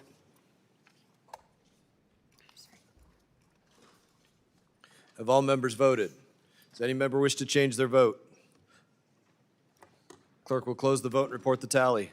On this vote, the yeas are 44, the noes 0. The ayes have it, and the motion is agreed to. Without objection, the motion to reconsider is laid on the table. Staff is authorized to make any technical and conforming changes. Committee postponed further proceedings on reporting H.R. 8169, the Export Control Enforcement Enhancement Act, as amended favorably to the House, on which the ayes prevailed by voice vote. Question now occurs on reporting the measure to the House with a favorable recommendation. Members will vote using the electronic voting system. The clerk will open the vote. Have all members voted? Does any member wish to change their vote? Clerk will close the vote and report the tally. On this vote, the yeas are 44, the noes 0. The ayes have it, and the motion is agreed to. Without objection, the motion to reconsider is laid on the table, and staff is authorized to make any technical and conforming changes. The committee postponed further proceedings on reporting H.R. 4505, the Export Controls Enforcement Act, as amended favorably to the House, on which the ayes prevailed by voice vote. The question now occurs on reporting the measure to the House with a favorable recommendation. Members will vote utilizing the electronic voting system. The clerk will open the vote. Have all members voted? Does any member wish to change their vote? Clerk will close the vote and report the tally. On this vote, the ayes are 41, the noes 3. The ayes have it. Without objection, the motion to reconsider is laid on the table. Staff is authorized to make any technical and conforming changes. Committee postponed further proceedings on reporting H.R. 7003, the BIS Strength Act, favorably to the House, on which the ayes prevailed by voice vote. The question now occurs on reporting the measure to the House with a favorable recommendation. Members will vote utilizing the electronic voting system. The clerk will open the vote. Have all members voted? Does any member wish to change their vote? Clerk will close the vote and report the tally. On this vote, the ayes are 42, the noes 2. The ayes have it, and the motion is agreed to. Without objection, the motion to reconsider is laid on the table. Staff is authorized to make any technical and conforming changes. Committee postponed further proceedings on reporting H.R. 5853 to amend the Export Control Reform Act of 2018 to increase the civil penalties that may be imposed under such act favorably to the House, on which the ayes prevailed by voice vote. The question now occurs on the reporting the measure to the House with a favorable recommendation. Members will vote utilizing the electronic voting system. The clerk will open the vote. Have all members voted? Does any member wish to change their vote? Clerk will close the vote and report the tally. On this vote, the ayes are 44, noes 0. The ayes have it. Without objection, the motion to reconsider is laid on the table, and staff is authorized to make any technical and conforming changes. The committee postponed further proceedings on reporting H.R. 8288, the Strengthening Export Controls Compliance Act, favorably to the House, on which the ayes prevailed by voice vote. The question now occurs on reporting the measure to the House with a favorable recommendation. Members will vote utilizing the electronic voting system. The clerk will open the vote. Have all members voted? Does any member wish to change their vote? Clerk will close the vote and report the tally. On this vote, the ayes are 39, noes 5. The ayes have it. The motion is agreed to. Motion to reconsider is laid on the table. Staff is authorized to make any technical and conforming changes. The committee postponed further proceedings on reporting H.R. 6331, the Adversaries Act, as amended favorably to the House, on which the ayes prevailed by voice vote. The question now occurs on reporting the measure to the House with a favorable recommendation. Members will vote utilizing the electronic voting system. The clerk will open the vote. Have all members voted? Does any member wish to change their vote? Clerk will close the vote and report the tally. On this vote, the ayes are 44, noes 0. The ayes have it. Without objection, the motion to reconsider is laid on the table. Staff is authorized to make any technical and conforming changes. The committee postponed further proceedings on reporting H.R. 8285, the Protecting American Competition Act of 2026, favorably to the House, on which the ayes prevailed by voice vote. The question now occurs on reporting the measure to the House with a favorable recommendation. Members will vote utilizing the electronic voting system. The clerk will open the vote. Have all members voted? Does any member wish to change their vote? Clerk will close the vote and report the tally. On this vote, the ayes are 44, noes 0. The ayes have it, and the motion is agreed to. Without objection, the motion to reconsider is laid on the table. Staff is authorized to make any technical and conforming changes. The committee postponed further proceedings on reporting H.R. 4920, the BIS IT Modernization Act, as amended favorably to the House, on which the ayes prevailed by voice vote. The question now occurs on reporting the measure to the House with a favorable recommendation. Members will vote utilizing the electronic voting system. The clerk will open the vote. Have all members voted? Does any member wish to change their vote?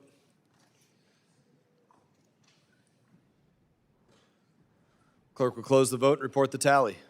On this vote, the ayes are 39, noes 5. The ayes have it, and the motion is agreed to. Without objection, the motion to reconsider is laid on the table. Staff is authorized to make any technical and conforming changes. The committee postponed further proceedings on reporting H.R. 6624, the Biological Intellectual Property Protection Act of 2025, as amended favorably to the House, on which the ayes prevailed by voice vote. The question now occurs on reporting the measure to the House with a favorable recommendation. Members will vote utilizing the electronic voting system. The clerk will open the vote. Have all members voted?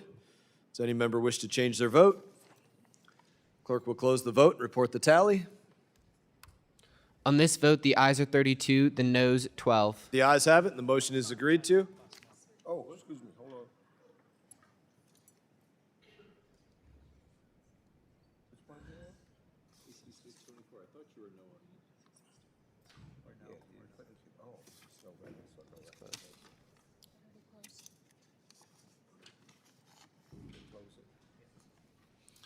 It is closed. I'm told it's closed. You good? I'd like to change my vote if I can. If it's closed, we can't change it, but we can write it an amendment. We can write a note in there.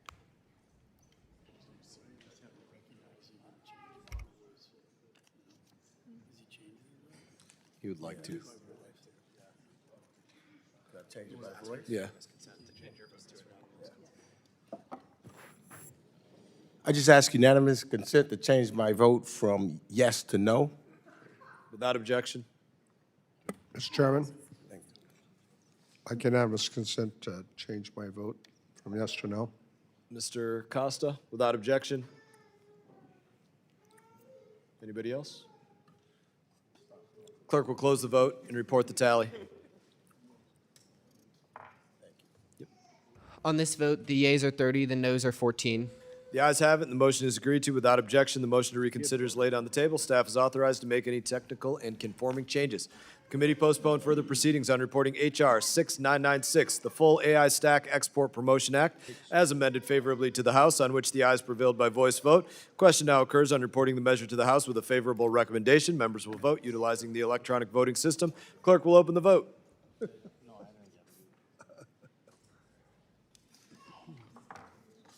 Have all members voted? Does any member wish to change their vote?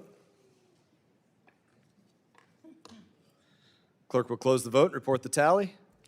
On this vote, the ayes are 37, the noes 7. The ayes have it. Motion is agreed to. Without objection, the motion to reconsider is laid on the table. Staff is authorized to make any technical and conforming changes. Committee postponed further proceedings on reporting H.R. 5543, the Baltic Security Assessment Act of 2025, favorably to the House, on which the ayes prevailed by voice vote. The question now occurs on reporting the measure to the House with a favorable recommendation. Members will vote utilizing the electronic voting system. The clerk will open the vote.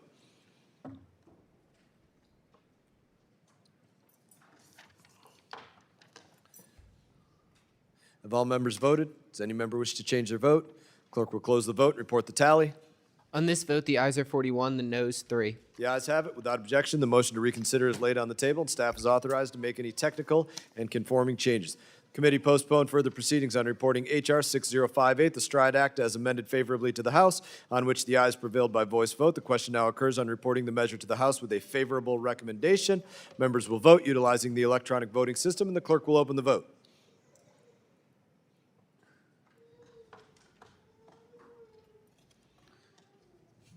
Have all members voted? Does any member wish to change their vote? Clerk will close the vote, report the tally. On this vote, the ayes are 44, the noes 0. The ayes have it. Without objection, the motion to reconsider is laid on the table. Staff is authorized to make any technical and conforming changes. Committee postponed further proceedings on reporting H.R. 8320, the USA 6G Global Leadership Act, favorably to the House, on which the ayes prevailed by voice vote. The question now occurs on reporting the measure to the House with a favorable recommendation. Members will vote utilizing the electronic voting system. The clerk will open the vote. Have all members voted? Does any member wish to change their vote? Clerk will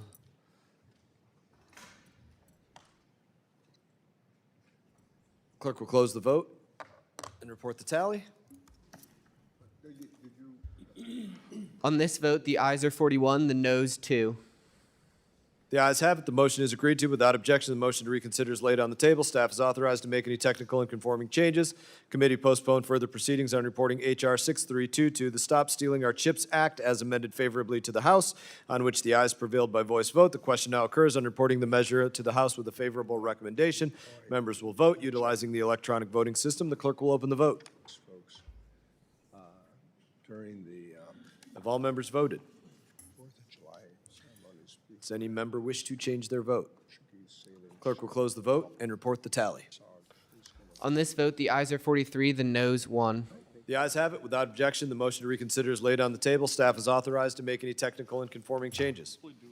Committee postponed further proceedings on reporting H.R. 8283, the Deterring American AI Model Theft Act of 2026, as amended favorably to the House, on which the ayes prevailed by voice vote. The question now occurs on reporting the measure to the House with a favorable recommendation. Members will vote utilizing the electronic voting system. The clerk will open the vote.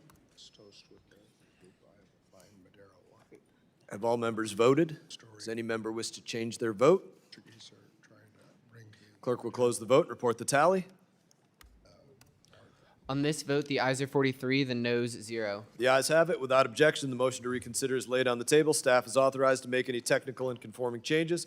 The committee postponed further proceedings on reporting H.R. 8284, the Bureau of Industry and Security License Administration Enhancement Act, as amended favorably to the House, on which the ayes prevailed by voice vote. The question now occurs on reporting the measure to the House with a favorable recommendation. Members will vote utilizing the electronic voting system, and the clerk will open the vote. Have all members voted? Does any member wish to change their vote? Clerk will close the vote and report the tally. On this vote, the ayes are 43, the noes 1. The ayes have it. The motion is agreed to. Without objection, the motion to reconsider is laid on the table, and staff is authorized to make any technical and conforming changes. Committee postponed further proceedings on the roll call vote on amendment number 75 offered by Representative Stanton to H.R. 8287, on which the noes had prevailed by voice vote. The question now occurs on agreeing to the amendment. Members will vote utilizing the electronic voting system. Clerk will open the vote. I recommend a no vote.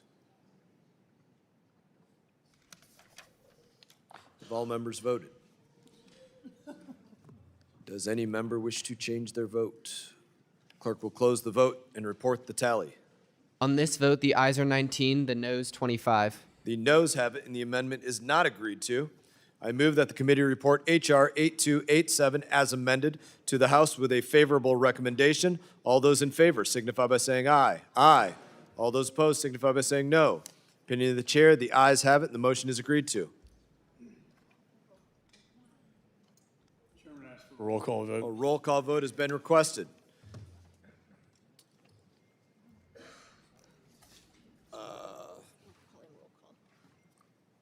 Clerk will open the vote.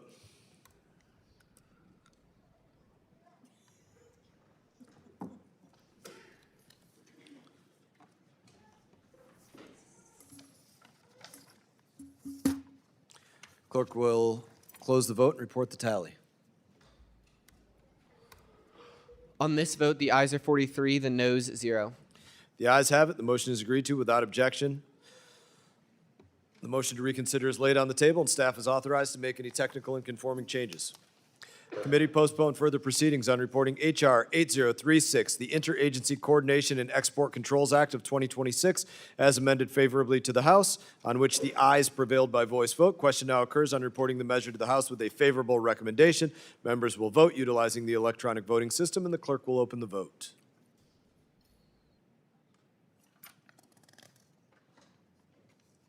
Have all members voted? Does any member wish to change their vote?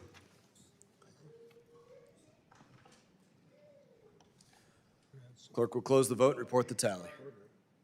I said you had support here. Clerk will close the vote and report the tally. On this vote, the ayes are 25, the noes 19. The ayes have it. The motion is agreed to without objection. The motion to reconsider is laid on the table, and staff is authorized to make any technical and conforming changes. Committee postponed further proceedings on reporting H.R. 8170, the Multilateral Alignment of Technology Controls on Hardware Act, as amended favorably to the House, on which the ayes prevailed by voice vote. The question now occurs on reporting the measure to the House with a favorable recommendation. Members will vote utilizing the electronic voting system. The clerk will open the vote. Have all members voted? Does any member wish to change their vote? Clerk will close the vote and report the tally. On this vote, the ayes are 36, the noes 8. The ayes have it. The motion is agreed to without objection. The motion to reconsider is laid on the table, and staff is authorized to make any technical and conforming changes. The committee postponed further proceedings on reporting H.R. 8289, the BIS Licensing Efficiency Act of 2026, favorably to the House, on which the ayes prevailed by voice vote. The question now occurs on reporting the measure to the House with a favorable recommendation. Members will vote utilizing the electronic voting system. The clerk will open the vote. Have all members voted? Does any member wish to change their vote? The clerk will close the vote and report the tally. On this vote, the ayes are 44, the noes 0. The ayes have it. The motion is agreed to without objection. Motion to reconsider is laid on the table. Staff is authorized to make any technical and conforming changes. This concludes consideration of the measures noticed by the committee for today. Thank you all members for participating. Being no further business to transact, committee stands adjourned. I think it's time to go vote.